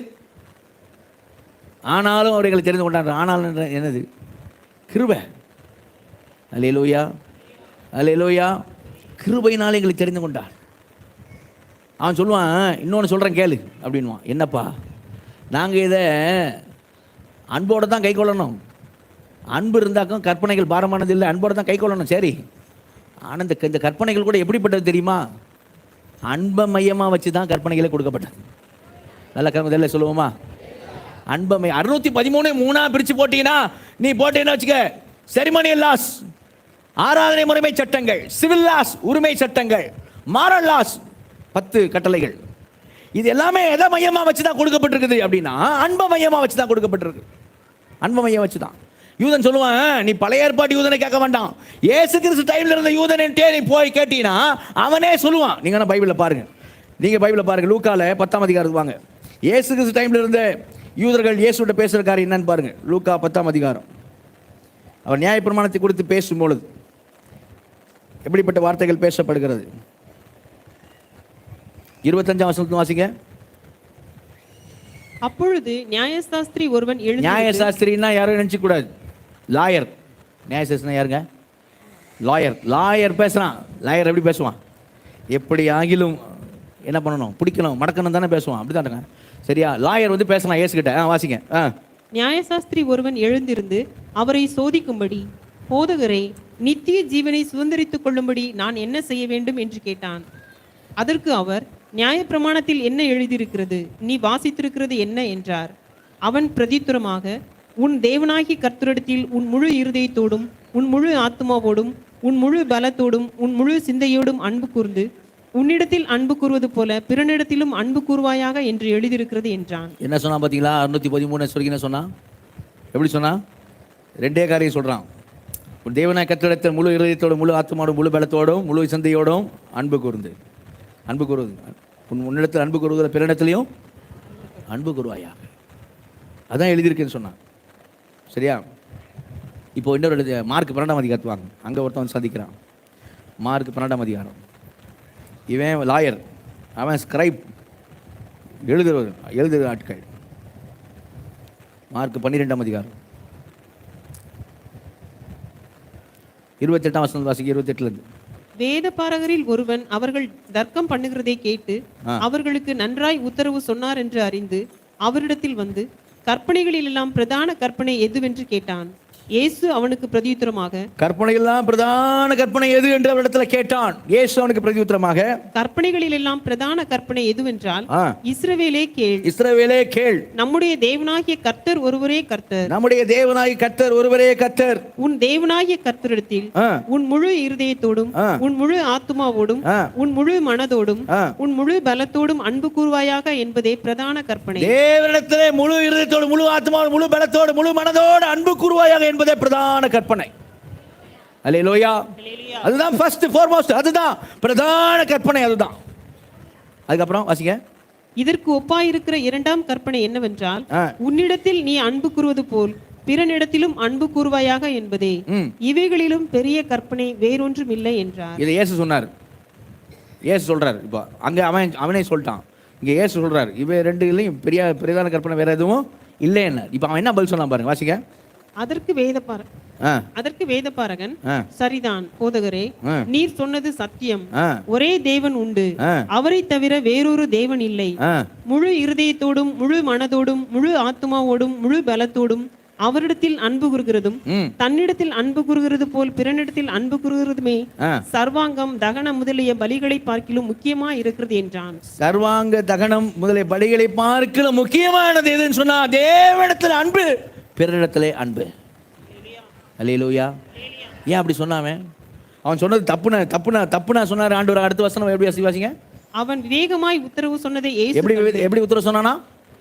விவேகமாய் உத்தரவு சொன்னான் என்று இயேசு கண்டு, நீ தேவனுடைய ராஜ்யத்துக்கு தூரமானவன் அல்ல என்றார். யாரெல்லாம் சத்தியத்துக்கு கிட்ட நிக்கிறானா அவன் தேவராஜ்யத்துக்கு தூரமானவன் அல்ல. அல்லேலூயா, அல்லேலூயா. நீ தேவ ராஜ்யத்துக்கு தூரமானவன் இல்லப்பா அப்படின்னார். ஏன்னா அவன் கரெக்டா சொன்னான். என்ன சொன்னான் தெரியுமா? நல்லா கவனிங்க. தேவனிடத்தில் அன்பு, பிறரிடத்தில் அன்பு, இவை எல்லா பலிகளை பார்க்கிலும் மேன்மையானது. அல்லேலூயா. ஏன் அப்படி சொன்னா கவனிங்க. பலிகள் எதுக்கு? லேவியராகமம் கவனிங்க. லேவியராகமம் ஃபுல்லா பலி எதுக்குன்னா, தேவன் என்ன விரும்புறாருன்னா, என் ஜனமாகி நீ என்கிட்ட அன்பு செலுத்தணும். அப்ப பாவியா இருந்த நீ, பாவியா இருக்கிற பரிசுத்தமா இருக்க தேவனோட உறவு, அன்பின் உறவு வரணும்னா அந்த பாவங்கள் மன்னிக்கப்பட வேண்டும். உனக்கு எனக்கு இருக்கிற பாவம், நடுவில் இருக்க பாவம் இருக்கக்கூடாது. அப்ப பலிகளை செலுத்தி என்னோட நீ ஒப்புரவாக வேண்டும். அந்த பலிகள் எதுக்கு? பலிகள் எதுக்கு? நீ பரிசுத்த வாழ்க்கை வாழ்கிறதுக்கு, என்னோட ஒப்புரவு ஆகிறதுக்கு பலிகள். சரியா? அப்ப தேவனத்தை ஒருவன் அன்பு கூர்ந்தான், அவனுடைய காரியம் என்ன? தேவனத்தை அன்பு கூர்ந்தான், அவன் தேவனுக்கு பிரியமானதையே செய்வான். அல்லேலூயா. தேவனுக்கு பிரியமானது என்னங்க? பரிசுத்த வாழ்க்கை. அல்லேலூயா. அப்ப தேவனத்தை அன்பு கூர்ந்தவன் தான் எப்படி இருப்பான்? முக்கியமானது நான் சொல்றது கவனிங்க. எல்லாரும் சொல்லுங்க. தேவனுக்கு அன்பு கூர்ந்தவன் எப்படி இருப்பான்? எப்படிப்பட்ட வாழ்க்கை வாழ்வான்? சொல்லுங்க. தேவனுக்கு அன்பு கூர்ந்தவன் எப்படிப்பட்ட வாழ்க்கை வாழ்வான்? பரிசுத்த வாழ்க்கை வாழ்வான். ரட்சிக்கப்பட்டும் பரிசுத்த வாழ்க்கை இல்லாதவன், சரியா, அவன் தேவனிடத்தில் அன்பு கூறுகிறவன் கிடையாது. ஏன்னா தேவனிடத்தில் அன்பு கூறுகிறவன் ஒருவன் சொல்வானானால் அவன் நிச்சயமாய் வாழக்கூடிய வாழ்க்கை எப்படிப்பட்ட வாழ்க்கைன்னு சொன்னா வேதம் காண்பிக்கிறது, பரிசுத்த வாழ்க்கையே வாழ்வான். பரிசுத்தம் தான் பிரமாணம். தேவனிடத்தில் அன்பு கூர்ந்தான். அதே போல பிறனிடத்தில் அன்பு கூர்ந்தாலும் என்ன வாழ்க்கை தான் வாழ்வான் சொல்லுங்க? பரிசுத்த வாழ்க்கை தான். எப்படின்னா வேற எந்த காரியமும் மற்றவங்களை பாதிக்கக்கூடிய காரியம், உன்னை நீ நேசிக்கிறது போல பிறனை நேசின்னு சொன்னா, நேசிச்சா அவங்களுக்கு பாதகமான விஷயத்தை செய்ய மாட்டோம். சரியா? அப்ப முழுக்க முழுக்க இது எல்லா தகன பலிகளிலும் எல்லா பலிகளையும் பார்க்கிறோம். இது எப்படிப்பட்டது? மேன்மையானது, பிரதானமானது, முக்கியமானது. அல்லேலூயா. 2 காரியம். எது? தேவனிடத்தில் அன்பு, பிறனிடத்தில் அன்பு. அப்ப அந்த யூதன் நம்ம பேசிக்கிட்டு இருக்கோம். அந்த யூதன் சொல்லுவான், பாத்தியா நியாயசாஸ்திரி சொன்னதை கேட்டியா, இந்த வேதபாரகன் சொன்னதை கேட்டியா? ஏன்னா சும்மா சொல்லல, அவங்க ஏதோ சொல்லணும்னு சொல்லல. அப்படி சொல்லுதான் ஏன் சொல்லியிருப்பார், நீ தப்பா பேசுறேன்னு சொல்லியிருப்பாரு. ஏன்னா 613 பிரமாணமும் எதை மையமா வச்சுதான் கொடுக்கப்பட்டது? அன்புதான், அன்புதான். நீ வேணா வாசிச்சு பாரு. லூக்கா இது உபாகமம் 6 அதிகாரம் 5 வசனம் வாசிங்க. உபாகமம் 6:5. அன்பு மையமா வச்சா கொடுக்கப்பட்டது 2 அன்பு. உபாகமம் 6:5. நீ உன் தேவனாகிய கர்த்தரிடத்தில் உன் முழு இருதயத்தோடும். 4 வசனம் 4:5. இஸ்ரவேலே கேள், நம்முடைய தேவனாகிய கர்த்தர் ஒருவரே கர்த்தர். இதைத்தான் அவன் சொன்னான், தேவன் ஒருவரே நாங்க சொன்னான் இயேசுகிட்ட. சரியா? தேவன் ஒருவரே, தேவனாய் கர்த்தர் ஒருவரே கர்த்தர். வாசிங்க. நீ உன் தேவனாகிய கர்த்தரிடத்தில் உன் முழு இருதயத்தோடும் உன் முழு ஆத்துமாவோடும் உன் முழு பலத்தோடும் அன்பு கூறுவாயாக. நல்ல கரங்க எல்லாம் சொல்லுவோமா? உன் தேவனாய் கர்த்தரிடத்தில் அன்பு கூறுவாயாக. அல்லேலூயா, அல்லேலூயா. தேவனாய் கர்த்தரிடத்தில் அன்பு கூறுவாயாக. இப்போ லேவியராகமம் 19 வாங்க. லேவியராகமம் 19 18 வசனம் வாசிங்க. லேவியராகமம் 19:18. பழிக்கு பழி வாங்காமலும் உன் ஜனபுத்திரர் மேல் பொறாமை கொள்ளாமலும் உன்னில் நீ அன்பு கூறுவது போல் பிறனிலும் அன்பு கூறுவாயாக. நான் கர்த்தர். அல்லேலூயா. அப்ப அங்க என்னதான் சொல்லப்படுது? உன்னில் நீ அன்பு கூறுவது போல பிறனிலும் அன்பு கூறுவாயாக. அல்லேலூயா. நீங்க அங்க 34 வசனம் வாசிங்க. அதுல 34. உங்களிடத்தில் வாசம் பண்ணுகிற புறஜாதியை பத்தி சொல்லப்பட்டிருக்கு. கவனிங்க, புறஜாதி நம்மளை பத்தி சொல்லப்படுங்க.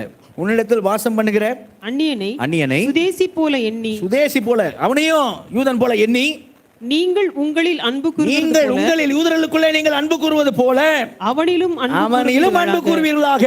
நீங்களும் எகிப்து தேசத்தில் அந்நியராய் இருந்தீர்களே, நான் உங்கள் தேவனாகிய கர்த்தர். அல்லேலூயா. அங்கேயே எபேஸ் நிருபத்தில் வர்றத அங்கேயே ரகசியமா சொல்றார். யார அன்பு கூற சொல்றார் சொல்லுங்க? யார? யூதனே, நீ உங்களுக்குள்ளே நேசிக்கிற மாதிரி யாரை நேசி? புறஜாதியை நேசி. உன்னில் நீ அன்பு கூறுவது போல. அல்லேலூயா. அப்போ 613 பிரமாணம் எதை மையமாக வச்சுதான்? எதுங்க? சரி இது வேண்டாம் அப்படின்னு சொல்லி அவர் விருப்பத்தோடு புதிய உடன்படிக்கை செய்யலாம். நல்ல கரங்கத்தில் சொல்லுவோமா? நல்ல உச்சாமலையில சொல்லுவோமா? அவர் மட்டும்தான் அப்படி செய்வாங்க. ஜனங்கள் நம்ம எங்களுக்கு வேண்டாம்னு சொல்ல முடியாது. ஜனங்கள் எங்களுக்கு வேண்டாம்னு சொல்லக்கூடாது. அவங்க எதையும் மாற்றக்கூடாது. பிரமாணம் எதையும் மாற்றக்கூடாது. அக்ரிமெண்ட் போட்டது தான். ஆனா ராஜா என்ன பண்ணலாம்னா, இது பழசாக்கலாம், புதுசா ஒரு ஒப்பந்தம் போடலாம், புதுசா ஒரு அக்ரிமெண்ட் போடுவோம், புதுசா ஒரு கவர்னன்ட் உடன்படிக்கை போடுவோம்னு சொல்லி ராஜா நினைச்சா அதை செய்யலாம். அல்லேலூயா. அந்த ராஜா நினைச்சார். அல்லேலூயா. இதுக்கு தான் நீங்கள் நல்லா அல்லேலூயா சொல்லணும். ஏன்னா பழைய உடன்படிக்கையில் நீங்கள் நானும் இல்லைன்னா அப்படி ரகசியமாக வராரு, பின்னாடி வச்சிருக்காரு. பழைய உடன்படிக்கையில் இல்லை. அதை சொல்லிட்டார். 31 அதிகாரம் 31 வசனம் எரேமியா 31 அங்கேயே சொல்லிட்டார், நானே புது உடன்படிக்கை பண்ணுவேன். நல்ல கரங்குத்தல்ல சொல்லுவோமா? எரேமியா 31 போடுப்பா ஸ்கிரீன்ல. நானு என்ன செய்வேன்? புது உடன்படிக்கை பண்ணுவேன். ஏன்னா இந்த பழைய உடன்படிக்கை சரியா இல்லை, நீங்க சரியா வாழல, நீங்க சரியா பண்ணல. உடன்படிக்கை கரெக்டா இருக்குது, ஆனா நீங்க அதன்படி வாழல. அதனால நான் என்ன பண்ண போறேன்? புதிய உடன்படிக்கை போட போறேன். அல்லேலூயா. நியூ கவர்னன்ட், புதிய உடன்படிக்கை போடுவேன். அந்த புதிய உடன்படிக்கையில் என்ன பண்ணுவேன்? பிரமாணத்தை என்ன பண்ணுவேன்னா, கொண்டு போய் என்ன செய்ய மாட்டேன்? மகா பரிசுத்த ஸ்தலத்தில் உடன்படிக்கை பெட்டிக்குள்ள வைக்க மாட்டேன். ஓ மனதிலே எழுதிடுவேன். நல்லா இல்லையா சொல்லுங்க? ஆவியினால, என் பரிசுத்த ஆவியினால ஓ மனதிலே நான் எழுதிடுவேன். நீ எனக்கு பிரியமா தான் நடப்ப. அல்லேலூயா. அதுதான் பழசுக்கும் புதுசுக்கும் உள்ள வித்தியாசம். என்னது? நான் என்ன செய்ய போறேன்? நான் உன் பாவங்களால நினைவாக இருப்பேன், மன்னிச்சுட்டு உன் மனசுக்குள்ள என் பிரமாணத்தை எழுதிடுவேன். அல்லேலூயா. என்ன பிரமாணம்? கிறிஸ்துவின் பிரமாணம். என்னது? 2 தான். எல்லாத்தையும் சேர்த்து போட்டார். ஒரே இது. தேவனிடத்தில் அன்பு, அவ்வளோதான். இந்த பிரமாணத்தை என்ன செய்வேன்? உன் இருதயத்தில் எழுது. அல்லேலூயா. அதை தான் வாரம் வாரம் ஆவியானவர் அப்படியே பதிக்கிறார், உள்ள எழுதிட்டே இருக்கிறார். அல்லேலூயா சொல்லுவோமா? ஆமாம், எழுதிட்டே இருக்கிறார். சரியா? அப்படியே பதிக்கிறார் அப்படியே. சரியா? ஆமாம். உள்ள தேவனிடத்தில் அன்பு, வேணத்தில் அன்பு. அப்போ அவங்க என்ன செய்ய முடியாது அப்படின்னா மாற்ற முடியாது. ஆனால் என்ன பிரச்சனைனா, அவங்க அவனை கேட்டான்னு சொன்னான், நாங்கள் எப்படி இருக்கணும்? முன்மாதிரியாக இருக்கணும். எப்படி இருக்கணும்? மற்ற ஜாதிகளுக்கு இவர் தான் தேவன்னு நாங்கள் சாட்சியாக இருக்கணும். நாங்கள் அவருக்கு விருப்பமான வாழ்க்கை என்னன்னு நாங்கள் வாழ்ந்து காமிக்கணும். சரி யூதனே, எல்லாம் சரிதான், நீ அதை செஞ்சியா அப்படின்னு கேட்டா அப்போ என்ன சொல்லுவான்? முன்மாதிரியாக இருக்க வேண்டிய ஆட்கள் நீங்கள் இருந்தீங்களா அப்படின்னு கேட்டால் அந்த யூதன் இப்போ என்ன பதில் சொல்லுவான்? சொல்லுங்கள். தலையை தொங்க விட்டுக்கான். நாங்கள் இல்லாமல் போயிட்டோம். அதுதான் எங்கள் பிரச்சனை. அதனால் என்ன பண்ணார்? எந்த தேசத்தை எங்களுக்கு கொடுத்தாரோ அங்கேயிருந்து எங்களை பிடிச்சி என்ன பண்ணார்? சிறையிருப்புக்கு அனுப்பிச்சிட்டார். அதனால தான் எங்களுடைய ஆட்கள்லாம் சிறையிருப்பில் இருந்த ஆட்கள் தானியலோட ஜெபத்தை நீங்கள் பார்த்தீங்கன்னா, தானியல் 9ஆம் அதிகாரம் 5ஆம் வசனம் பார்த்தீங்கன்னா, அங்கே தானியல் இந்த வார்த்தை சொல்லுவார், தேவனே நீர் நீதி உள்ளவர், நாங்கள் தான் தப்பு பண்ணிட்டோம், நாங்கள் அன்பு கூர்ந்து என்ன பண்ணியிருக்கணும்? உங்களுடைய கற்பனைகளெல்லாம் நாங்கள் கை கொண்டு இருக்கணும், நாங்கள் தப்பு பண்ணிட்டோம். தானியல் 9ஆம் அதிகாரம் வாசிங்க, 5ஆம் வசனம். நாங்கள் பாவம் செய்து அக்கிரமக்காரராயிருந்து துன்மார்க்கமாய் நடந்து கலகம் பண்ணி. 4ஆம் வசனம். என் தேவனாகிய கர்த்தரை நோக்கி ஜெபம் பண்ணி பாவ அறிக்கை செய்து, ஆண்டவரே உம்மில் அன்பு கூர்ந்து, உம்முடைய கற்பனைகளை கைக்கொள்ளுகிறவருக்கு உடன்படிக்கையும் கிருபையும் காக்கிற மகத்துவமும் பயங்கரமான தேவனே, நாங்கள் தான் பாவம் செய்தோம், நாங்கள் தான் அக்கிரமம் பண்ணினோம், நீர் நீதி உள்ளவர். நீர் சொன்னீர், தீர்க்கதரிசியை அனுப்பி சொன்னீர், உடன்படிக்கை பெட்டியில், உடன்படிக்கை புத்தகத்தில் ஏற்கனவே நீ எழுதி தந்துட்டீர், உடன்படிக்கை பெட்டியில் வைக்கப்பட்டது ஏற்கனவே எழுதி கொடுத்துட்டு, என்ன எழுதி கொடுத்துட்டீரு? என்ன எழுதி தந்திருக்கீங்க? நீங்க இதை கை கொள்ளாமல் போவீர்களானால் நான் உங்களை சிதறடிப்பேன். எழுதி கொடுத்ததுதான் உடனே கூட செய்யல. பாருங்க எவ்வளவு, பாருங்க உடனே கூட செய்யல. திரும்ப தீர்க்கதரிசியை நீர் அனுப்பினீர். ஆனா தினசாட்சியா நாங்கள் கடிந்து கொள்ளப்பட்டோம். நாங்க தான் என்ன பண்ணல? நாங்க தான் கேட்கல. எத்தனையோ பிரசங்கம் எங்களுக்கு செய்யப்பட்டது. வாரம் பிரசங்கம் நாங்கள் கேட்க தான் செஞ்சோம்.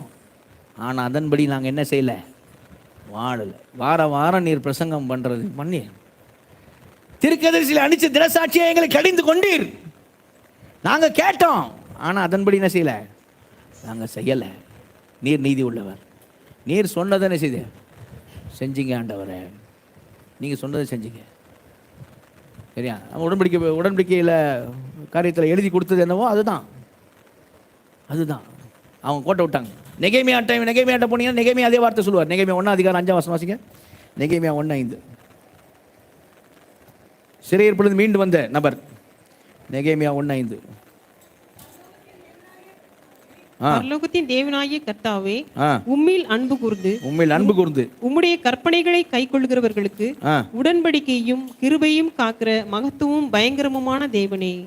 உம்முடைய கற்பனைகளை கைக்கொள்ளுகிற யாரு? உம்மில் அன்பு கூர்ந்து உம்முடைய கற்பனைகளை கைக்கொள்ளுகிற உடன்படிக்கையும் கிருபையும் காக்கிற மகத்துவம் பயங்கரமான தேவனே, உமது அடியாராகிய இஸ்ரவேல் புத்திரருக்காக இன்று இரவும் பகலும் உமக்கு முன்பாக மன்றாடி, இஸ்ரவேல் புத்திரராகிய நாங்கள் உமக்கு விரோதமாக செய்த, நாங்கள் தான் உமக்கு விரோதமாக என்ன பண்ணோம்? அவரு இது பண்ணல, அவரு உடன்படிக்கை இருந்துச்சு, நாங்கள் தான் பிரேக் பண்ணோம். நாங்கள் தான், எங்களுடைய பாவங்கள் தான், நாங்கள் தான் முன்மாதிரியாக இருக்க வேண்டியவங்க. எப்படி இல்லை சொல்லுங்க? எப்படிங்க இல்லை? முன்மாதிரியா இல்லை போச்சு. அதுக்கு தான் 2வது என்ன சொன்னேன்? முனைவனே வந்தார். நல்ல கரங்குதலே சொல்லுவோமா? உச்சாமலையில சொல்லுவோமா? முன்மாதிரியாக இருக்க வேண்டி புறஜாதிகளாக நமக்கு தேவன் எப்படிப்பட்டவர் என்று காண்பிக்க வேண்டியவர்கள் தவறினபடினால அவர்கள் முன்மாதிரியாக இல்லாமல் போனாங்க. அவரே இறங்கி வந்தார். அல்லேலூயா, அல்லேலூயா. அவரே இறங்கி வந்தார். அதனால நியூ கவர்னன்ட், புதிய உடன்படிக்கை. இயேசு கிறிஸ்து சொல்லும்போது இது என் இரத்தத்தினாலாகிய உடன்படிக்கைன்னு சொல்ல, இரத்தத்தினாலாகிய புதிய உடன்படிக்கை. பழசாகி போச்சு, அவ்வளோதான். அதில் நம்ம இல்லை, இதில் தான் நம்ம இருக்கிறோம். புதிய உடன்படிக்கை நல்ல கர்மம் இதெல்லாம் சொல்லுவோமா? எபிரேயர் ஆக்கியனால அழகாக எழுதுவார் 8ஆம் அதிகாரத்தில் லாஸ்ட் வருஷம்லாம். எபிரேயர் 8ஆம் அதிகாரம் லாஸ்ட் 3-4 வருஷம்லாம் பார்த்தீங்கன்னா சொல்லுவார், இது நமக்கு புதிய உடன்படிக்கை தந்தான்.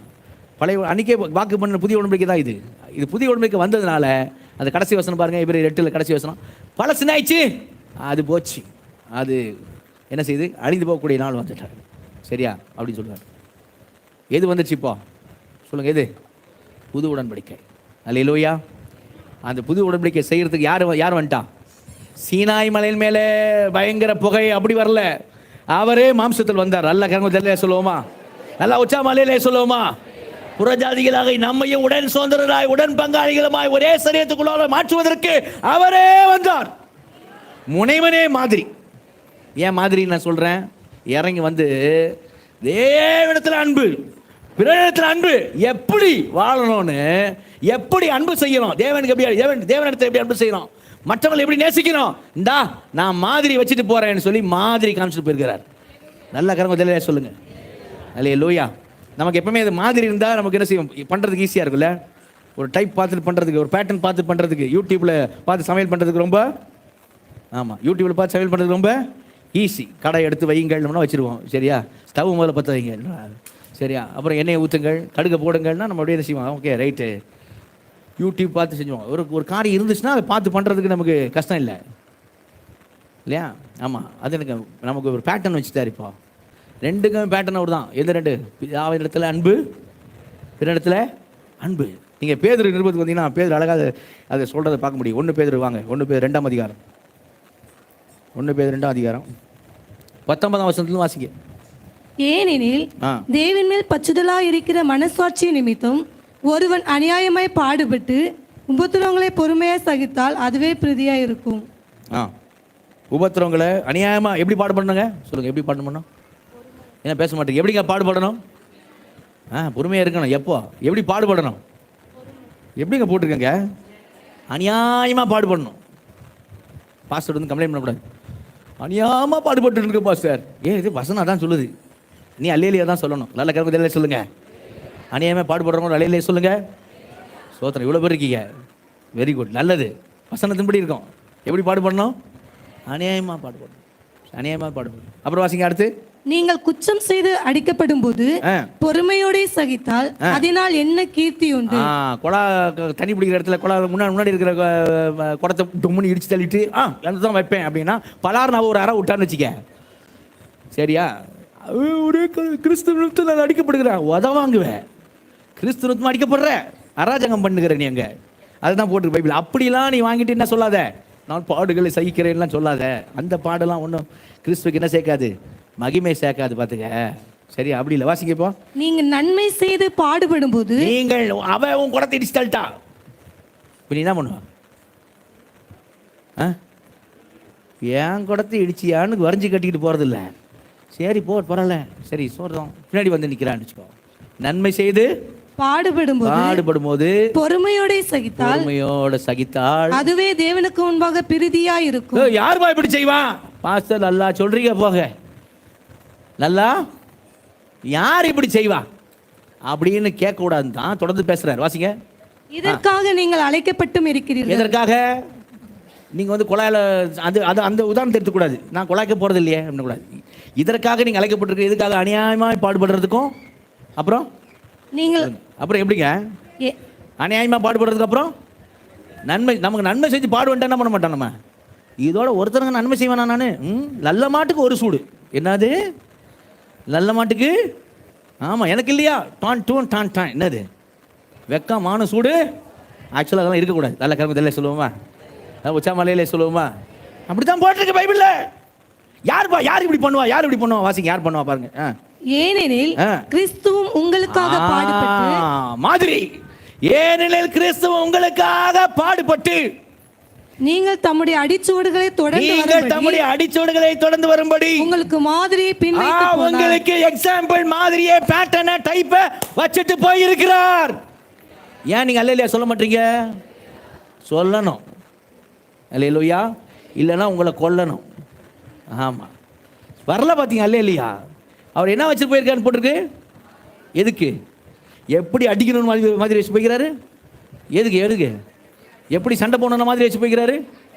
நீ ஒரு வார்த்தை அவன் சொன்னா என்ன மாதிரி நீ பேசணும்னு நான் உனக்கு போட்டு தரேன். அப்படியே போட்டுருக்காரு. என்னதுங்க அநியாயமா? அப்புறம் நன்மை செய்து யார் தான் எக்ஸாம்பிள்? அல்லேலூயா. இப்போ பாருங்க மாதிரி, இப்போ மற்றவங்களும் அன்பு செய்யறதுல மாதிரி கொண்டாடுறாரு. மாதிரி பின் வைத்து போயிருக்கிறார். தொடர்ந்து வாசிக்க. அவர் பாவம் செய்யவில்லை, அவருடைய வாயில் வஞ்சனை காணப்படவில்லை. எவ்வளவு அழகா போட்டிருக்கு பாருங்க. அவர் எந்த தப்பும் பண்ணல, அவர் வாயில வஞ்சனை காணப்படவும் இல்ல.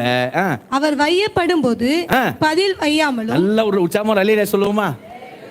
என்னதுங்க? மறுபடியும் வாசிங்க, அந்த வசனம் ரொம்ப நல்லா இருக்கு. மறுபடியும் வாசிங்க. அவர் வையப்படும் போது, அவர் வையப்படும் போது புருஷன் சொல்றான், பிசாசே வடா பூதம். ஆடி பாவி, சரியா? புரியுதா இல்லையா? வையப்படும் போது சொல்லுங்க, வையப்படும் போது பதில் சைலண்ட். அப்படி மட்டும் இது வரைக்கும் பேசின ஆளுக்கு மட்டும் இருந்துட்டீங்க, மயக்க அடிச்சு உழிச்சாளா கிச்சன்லன்னு வருவான் புருஷன். நான் சொல்லுது புரியுது? ஹால்லேருந்து பேச வச்சு, ஏ பிசாசே பிசாசே அப்படின்னு வச்சுங்க. உள்ள சத்தமே வரலன்னு வச்சுங்களேன். என்னடா ஆச்சு, மயங்க கீழே விழுந்துட்டாளா அப்படின்னு. உள்ளே போனேன், உள்ளே போய் இங்கே தான் இருக்கியா அப்படின்னா, நீங்கள் அத்தான் ஐ லவ் யூன்னு மட்டும் சொல்லுங்க. அல்லேலூயா. அவன் போகும்போது யோசிச்சுட்டு போவான், இந்த பிசாசு நம்மளை நேசிக்கிறேன்னு சொல்லுதே. சோத்துறான். அல்லேலூயா. அப்படித்தாங்க போட்டிருக்கு. யார் இருக்கு மாதிரி சொல்லுங்க? யாருங்க? ஒரு மாதிரி பார்க்கக்கூடாது. யார் மாதிரி? இயேசு தான் மாதிரி. அல்லேலூயா. அவர் பாவம் செய்யவில்லை, அவர் வாயில் வஞ்சனை காணப்படும். அவர் வையப்படும் போது பதில் வையம். அப்புறம் சொல்லுங்க. பாடுபடும் போது பயமுறுத்தம். பாடுபடும் போது பெட்டி தூக்கின்னு போறேன் எங்க அம்மா வீட்டுக்கு போயிடுவேன், அல்லது ஸ்டேஷனுக்கு போயிடுவேன்.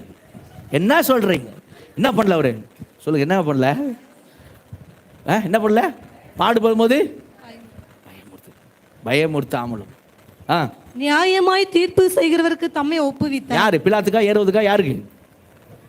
யாருக்கு நியாயமாய் தீர்ப்பு செய்யறது? யாரு? பிலாத்தா ஏரோதா? யாருங்க? பிரதான ஆசாரியர். யாருக்கு?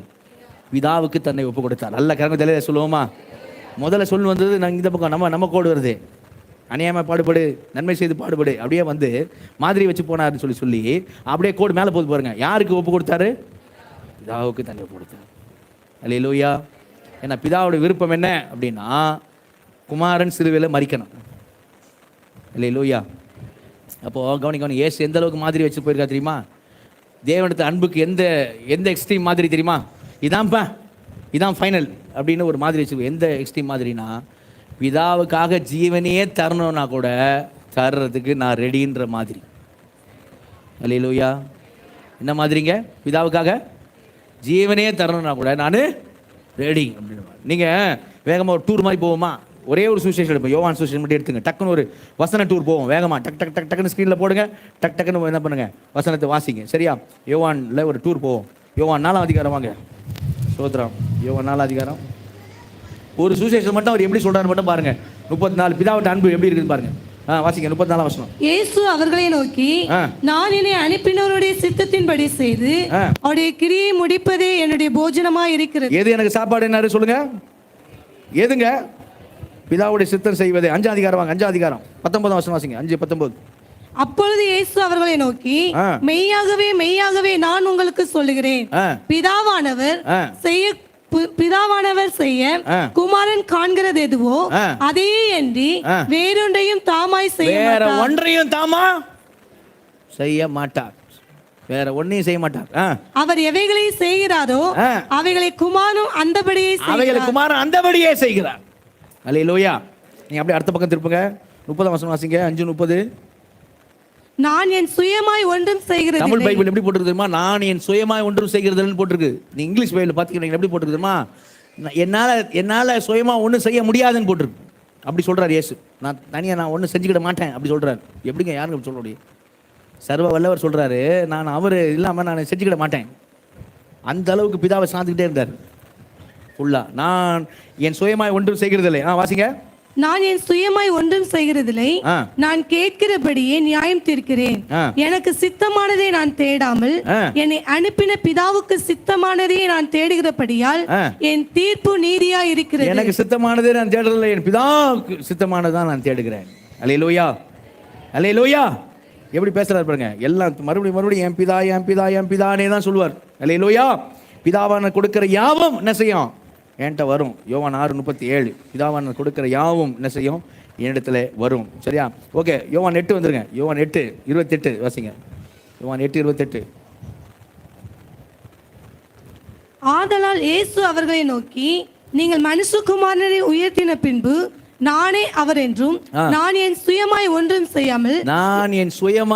செய்யாமல் என் பிதா எனக்கு போதித்தபடியே இவைகளை சொன்னேன் என்றும் அறிவீர்கள். என் பிதா என்ன சொன்னாலும் அதான் சொன்ன, நான் சுயமா ஒன்றும் சொல்ல. அல்லேலூயா. நீங்க அப்படியே ஒரு இந்த இடத்துல விரல் வச்சுக்கிட்டு யோவான் 7 அதிகாரத்தில் 16 வாசிங்க. யோவான் 7:16 வாசிங்க. 7:16. இயேசு அவர்களுக்கு பிரதியுத்தரமாக, என் உபதேசம் என்னுடையதாய் இராமல் என்னை அனுப்பினவருடையதா இருக்கிறது. என் கிரியும் நான் செய்யல, அவர் என்ன செய்யறா அதான் தான் செய்யறேன். என் உபதேசமும் எந்த இல்லை, யாருது தான்? பிதாது தான். சரியா? இப்போ யோவான் 8 அதிகாரம் வந்துருங்க. 29 வாசிங்க. என்னை அனுப்பினவர் என்னுடனே கூட இருக்கிறார். பிதாவுக்கு பிரியமானவைகளை நான் எப்பொழுதும் செய்கிறபடியா. எப்போதாவது செய்யறேன் இல்ல, எப்போதாவது பிதாவுக்கு பிரியமானது செய்யறேன் இல்ல, நான் எப்பொழுதும் செய்கிறபடியால் அவர் என்னை தனியே இருக்க விடவில்லை. அவ்வளவு அன்பு, லவ். அல்லேலூயா. யாரோட? பிதாவோட. பாருங்க, அப்படி மாடல் காமிக்கிறா பாருங்க, மாடல் மாதிரி பாருங்க. பிதாவோட அன்பு. சரி, எப்போதும் நான் என்ன பண்ணுவேன்? பிதாவுக்கு பிரியமானதான் நான் செய்கிறேன். சரியா? ஒரு சுவிசேஷத்தில் பார்க்குறோம். யோவான் 10 அதிகாரம் வாங்க. 10:47 சார் 37. என் பிதாவின் கிரியைகளை நான் செய்யாதிருந்தால் நீங்கள் என்னை விசுவாசிக்க வேண்டியதில்லை. செய்தேனானால் நீங்கள் என்னை விசுவாசியாதிருந்தாலும் பிதா என்னிலும் நான் அவரிலும் இருக்கிறதை நீங்கள் அறிந்து விசுவாசிக்கும்படி அந்த கிரியைகளை விசுவாசியுங்கள் என்றார். அது கிரியைகளை பண்ணுங்க. நான் அவரில் அவர் என்ன இருக்குது, என் கிரியை பார்த்தா என்ன செய்யுங்க. யோவான் 15 வாங்க. சீஷர் என்ன சொன்னார் பாருங்க. யோவான் 15 9-10 வசனம். பிதா என்னில் அன்பாய் இருக்கிறது போல நானும் உங்களில் அன்பாய் இருக்கிறேன். என்னுடைய அன்பிலே நிலைத்திருங்கள். நான் என் பிதாவின் கற்பனைகளை கைக்கொண்டு அவருடைய அன்பிலே நிலைத்திருக்கிறது போல நீங்களும் என் கற்பனைகளை கைக்கொண்டிருந்தால் என்னுடைய அன்பிலே நிலைத்திருப்பீர்கள். நான் என் பிதாவின் கற்பனைகளை கைக்கொண்டு அவருடைய அன்பிலே நிலைத்திருக்கிறது போல. அல்லேலூயா. எப்படிங்க பிதாவோட அன்பில் எப்படி மேலே போகிற கோடு எப்படி சொல்றாரு? நான் என் பிதாவின் கற்பனைகளை, யார் பேசுறா இது? ஆமா, இயேசு தேவகுமாரன் சொல்றாரு, நான் என் பிதாவினுடைய கற்பனைகளை கைக்கொண்டு அவர்கள் அன்பா இருக்கிறது போல நீங்களும் பண்ணுங்க. அல்லேலூயா. இது எந்த லெவலுக்கு போச்சு தெரியுமா? எந்த லெவலுக்குன்னா, நீங்க யோவான் 18 அதிகாரத்துக்கு வந்தீங்கன்னா, அங்க பட்டயத்தை உருவி பேதுரு என்ன பண்றாரு? இயேசு அரெஸ்ட் பண்ணும்போது மல்குஸ் காதை வெட்டுறாரு. அப்ப இயேசு சொல்ற வார்த்தை என்ன? வாசிங்க. யோவான் 18:11 வசனம். அப்போது இயேசு பேதுருவை நோக்கி, உன் பட்டயத்தை உரையிலே போடு. பிதா எனக்கு கொடுத்த பாத்திரத்தில் நான் பானம் பண்ணாதிருப்பேனோ என்றார். அந்த லெவலுக்கு பிதாவு மேல நேசம். நல்ல கரங்க சொல்லுவோமா? பிதா கொடுத்த பாத்திரம் என்ன பாத்திரம்? என்ன பாத்திரங்க? சிலுவையில் போய் மரிக்கணும். சரியா?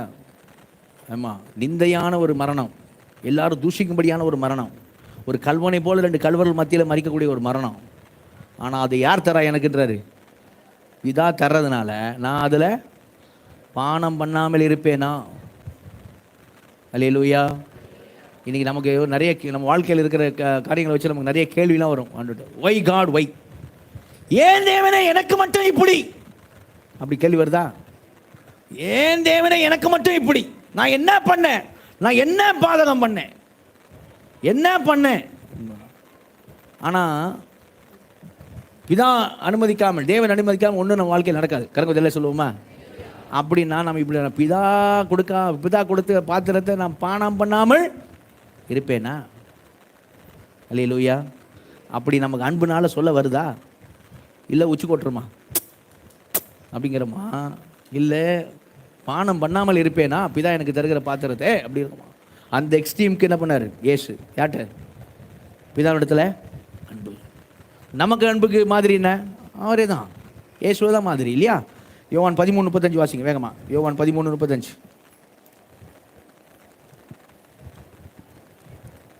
நீங்கள் ஒருவரில் ஒருவர் அன்புள்ளவர்களாய் இருந்தால் அதனால் நீங்கள் என்னுடைய சீஷர்கள் என்று எல்லாரும் அறிந்து கொள்வார்கள் என்றார். சரி, அப்ப எப்படி அன்பா இருக்கிறது? 34 வசனம் வாசிங்க. எப்படி? நீங்கள் ஒருவரில் ஒருவர் அன்பா இருங்கள்.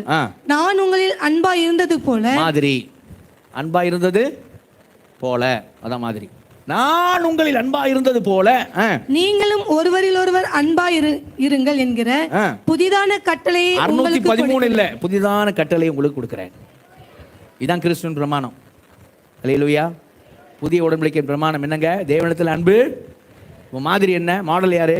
இயேசுவோட. நான் உங்களில் அன்பாக இருந்தது போல நீங்கள் ஒரு என்ன பண்ணுங்க, எப்படி இருங்க?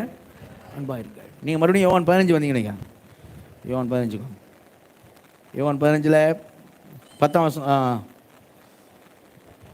11ஆம் வசனம் வாசிங்க. என்னுடைய சந்தோஷம் உங்களில் நிலைத்திருக்கும்படிக்கும் உங்கள் சந்தோஷம் நிறைவா இருக்கும்படிக்கும் இவைகளை உங்களுக்கு சொன்னேன். அடுத்த வசனம், நான் உங்களில் அன்பா இருக்கிறது போல, நான் உங்களில் அன்பா இருக்கிறது போல நீங்களும் ஒருவரில் ஒருவர் அன்பா இருக்க வேண்டும் என்பதே என்னுடைய கற்பனையா இருக்கிறது. அதான் என்னுடைய கற்பனை. நான் உங்களில் அன்பா இருக்கிறது போல நீங்க என்ன பண்ணுங்க, ஒரு எப்படி இருங்க? அன்பா இருங்க. அல்லேலூயா. 613 இல்லை, 2 தான். தேவனிடத்தில் நான் இப்போ ஏசு எப்படி சொல்றதுமா? கவனிங்க, முக்கியமான கவனிங்க. ஏசு எப்படி சொல்றேன்? நான் என் பிதாவினிடத்திலே அன்பா இருந்தது போல நீங்களும் என்ன பண்ணுங்க? தேவனிடத்தில் நான் உங்களிடத்துல அன்பா இருந்தது போல நீங்கள் ஒருவர் எப்படி இருங்க? ரெண்டும் போல தான். இப்படியெல்லாம் யாரு மாதிரி? இயேசு. அல்லேலூயா. முன்மாதிரியா இருக்க வேண்டியவங்க முன்மாதிரியே இல்லாதனால முனைவனே மாதிரியானார். அல்லேலூயா. 3வது காரியம் என்ன சொன்னேன்? முழுவதும் மாதிரி. அது என்ன முழுவதும்? 2 காரியம். இது முழுவதும் மாதிரி இல்லை. ஒன்று கவனிங்க, ஒன்று முழுவதும் மாதிரி. யாரு? இப்போ யூதர்களுக்கும் இந்த புதிய உடன்படிக்கை தான். அதற்காக தெரியல சொல்லுவோமா? யூதர்களும் இயேசு கிறிஸ்துடைய அன்பை அறிய வேண்டும். அல்லேலூயா. புதிய உடன்படிக்கை என்ன செய்ய வேண்டும்? அறியணும். புதிய உடன்படிக்கைக்குள்ள தான் அவங்க வந்தாகணும். பழைய உடன்படிக்கை கிடையாது, முடிஞ்சிச்சு, அவ்வளோதான். புதிய உடன்படிக்கை வந்தாகணும். இப்போ இயேசு கிறிஸ்துடைய அன்பை அவர்கள் அறிந்தாக வேண்டும். அப்போ யூதனாயிட்டும் கிரேக்கன் ஆயிட்டும், யூதரானாலும் புறஜாதி ஆனாலும் 2 பேரும் சேர்ந்து முழுவதுமாய் ஒரே சரீரமாய், ஒரே நகராத்தாருமாய், ஒரே வீட்டாருமாய் என்ன செய்யணும்? தேவனிடத்தில் அன்பு கூற வேண்டும், பிற இடத்துல அன்பு கூற வேண்டும். அல்லேலூயா. அல்லேலூயா. முழுவதுமா யூதரானாயிட்டும் புறஜாதி முழுவதுமா. இன்னொரு முழுவதுமான காரியம் என்னன்னு சொன்னால், தேவனிடத்தில் மாத்திரம் அன்புன்னு சொல்லக்கூடாது, பிறரிடத்தில் அன்பு, அதுவும் சேர்ந்து 2 முழுவதும் மாதிரி. வெள்ளக்கரத்தில் சொல்லுவோமா? உச்சாமலையிலே சொல்லுவோமா? நம்ம எபேசு நிருபத்தை பார்க்குறோம். எபேசு நிருபத்திலே நீங்கள் இப்போ நான் சில வசனங்கள்லாம் நான் காமிக்கிறேன், வேகமாக வாசிக்கிறேன். நான் வாசிக்கிறேன், வேகமாக காமிக்கிறேன். நீங்கள் சரியா என்ன செய்யணும் அப்படின்னா, கோடு மேலே போதா சைடில் போதான்னு சொல்லணும். சரியா? தேவனிடத்தில் அன்பு, பிறனிடத்தில் அன்பா அப்படின்னு சொல்லணும். சில 2மே வரும். சரியா? சோத்திரம். நம்ம இனிமே பார்க்க போகிற காரியத்துக்கு தான் அஸ்திபாரம். எபேசியர் 3 அதிகாரத்தை தாண்டி 4ஆம் அதிகாரத்தில் தான் நம்ம பார்க்க போகிறோம். சரிங்களா? Okay, ready. எபேசியர் 4ஆம் அதிகாரத்தை எடுத்துக்கொள்வோம். 2ஆம் வசனம் பாருங்கள். மிகுந்த மனத்தாழ்மையும் சாந்தமும் நீடிய பொறுமையும் உடையவர்களாய் அன்பினாலே ஒருவர் தாங்கி. சைடா மேலையா? சைடு. Okay, right. அடுத்து கோனிங்க. அன்பு 15ஆம் வசனம் 4:15. அன்புடன் சத்தியத்தை கை கொண்டு தலையாய் கிறிஸ்துவுக்குள் எல்லாவற்றையும் வளரும்படியாக அப்படி செய்தார். மேலே கோடு மேலே போகுது. அல்லேலூயா. ஆமாம், மேலேனா மேலே இப்படி காமிங்க, சைடுனா சைடு காமிங்க. ஓகே. 17ஆம் வசனம். ஆதலால் கர்த்தருக்குள் நான் உங்களுக்கு சாட்சியாக சொல்லி எச்சரிக்கிறது என்னவெனில், மற்ற புறஜாதிகள் வீணான சிந்தையில் நடக்கிறது போல நீங்கள் இனி நடவாமல் இருங்கள். அவர்கள் புத்தியில் அந்தகாரப்பட்டு தங்கள் இருதயத்தை கிடைத்தனால் தங்களுக்கு அறியாமனாலே தேவனுடைய ஜீவனுக்கு அந்நியராக இருக்குது. சொல்லுங்க, எப்படி போகுதுங்க கோடு?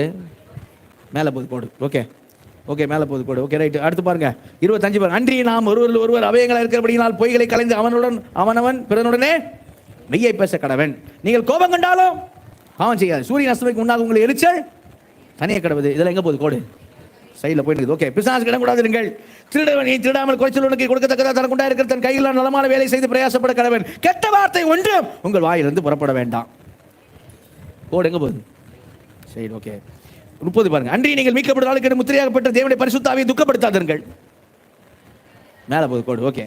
32. ஒருவருக்கு ஒரு தயவாயும் மன உருக்கமாக இருந்து கிறிஸ்துவுக்குள் தேவன் உங்களுக்கு மன்னித்தது போல நீங்கள் ஒருவருக்கு ஒருவர் மன்னிங்கள்.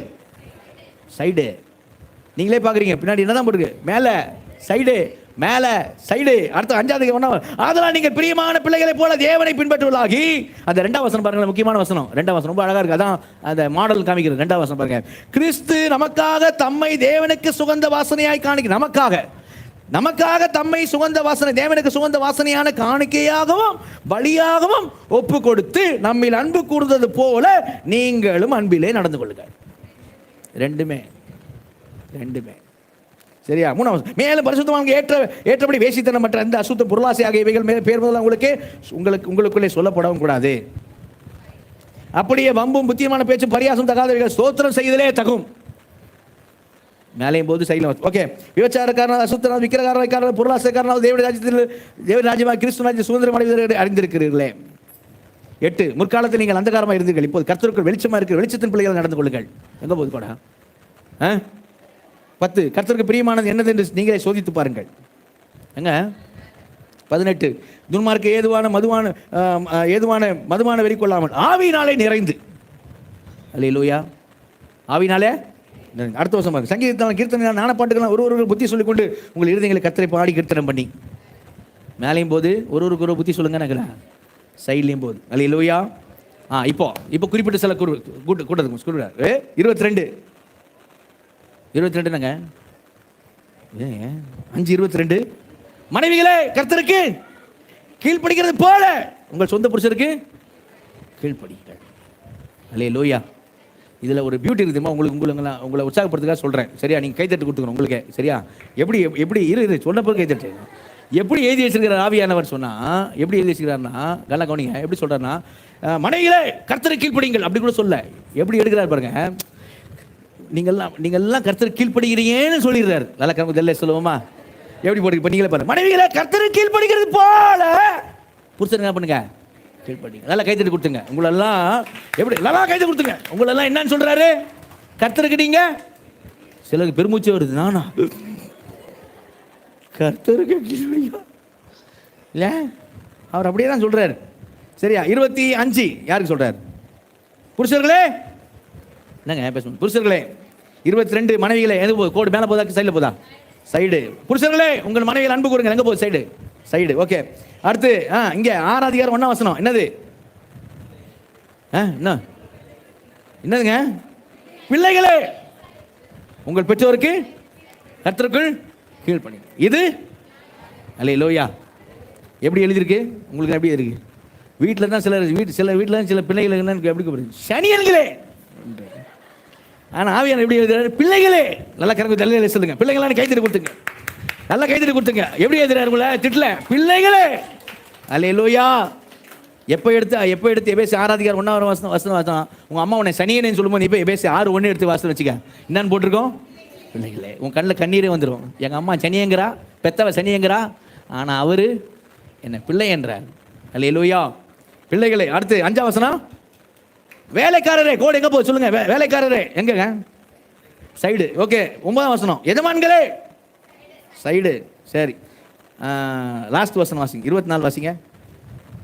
நம்முடைய கர்த்தராகிய இயேசு கிறிஸ்துவின் அழியாத அன்புடனே அன்பு கூறுகிற யாவரோடும் கிருபை உண்டாயிருப்பதாக. அந்த வார்த்தை ரொம்ப அழகா இருக்குல்ல? என்ன வார்த்தை? நம்முடைய கர்த்தராகிய இயேசு கிறிஸ்துவிடத்தில் அழியாத அன்புடனே அன்பு கூறுகிற யாவரோடும் கிருபை உண்டாயிருப்பதாக. அல்லேலூயா. அடுத்த வார செய்தி அழியாத அன்பு. நல்ல கிரமம் தெல்ல சொல்லுவோமா? ஆவியான சொல்றாரு, அழியாத அன்போடு நீர் அன்பு கூறுகிற யாவரோடும் என்ன உண்டாயிருப்பதாக. இப்போ நீங்களே சொல்லு, நான் சொல்ல வேணாம். கரெக்டாக செய்தியை புரிஞ்சுக்கிட்டீங்களா இல்லையான்னு நான் பார்க்குறேன். இல்லைன்னா மறுபடியும் செய்தி எடுக்கிறேன். சரியா? ஆமாம். பெரியவங்களாம் கீழே வந்துருங்க, பிள்ளைங்களாம் மேலே போயிடலாம். நீங்கள் சாப்பிட்டுக்கிட்டு இருக்க, நாங்கள் செய்தி மறுபடியும் கொடுப்பேன். கரெக்டாக சொல்கிறீங்களான்னு பார்த்துருவோம். இப்போது நம்மக்கிட்ட ஆவியானவர் என்ன எதிர்பார்க்கிறார்?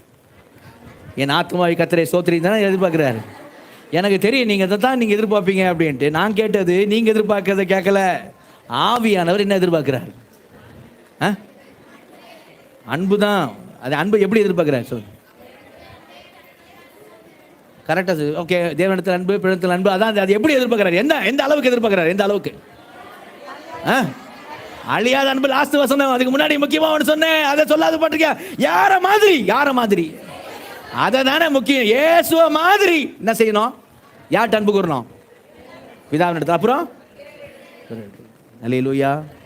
யார மாதிரி? இதை மட்டும் நல்லா முக்கியமானது. இதை மட்டும் கரெக்டாக நம்ம இறுதி பலகையில் எழுதிட்டு வாசலை தாண்டோன்னீங்களேன், எல்லா குடும்பமும் பரலோகமாக இருக்கும். நல்லா உச்சாமலையிலே சொல்லுங்க. ஒவ்வொரு குடும்பமும் குட்டி பரலோகமாக இருக்கும். அல்லேலூயா. ஆமாம். இப்போ போனவொன்னே டிஃபன் லேட் ஆகும் பார்த்துங்க. தட்டு பறக்குமா? சரியா? கரண்டி பறக்குமா? சரியா? அப்படி இருக்கக்கூடாது. என்ன அன்பு? யார் மாதிரி? ஆமாம். சரியா? ஆமாம். ஏசப்பா தான் மாதிரி. அல்லேலூயா. அப்போ நம்ம ஒரு ஜெபம் பண்ணலாம். இப்போ என்ன ஜெபம் பண்ணலாம்? இயேசுகிட்ட என்ன கேட்கலாம் சொல்லுங்கள். இயேசுகிட்ட நம்ம என்ன கேட்கலாம்? உம்மை போல என்னை. அல்லேலூயா. கேட்போமா? எழும்பி நின்று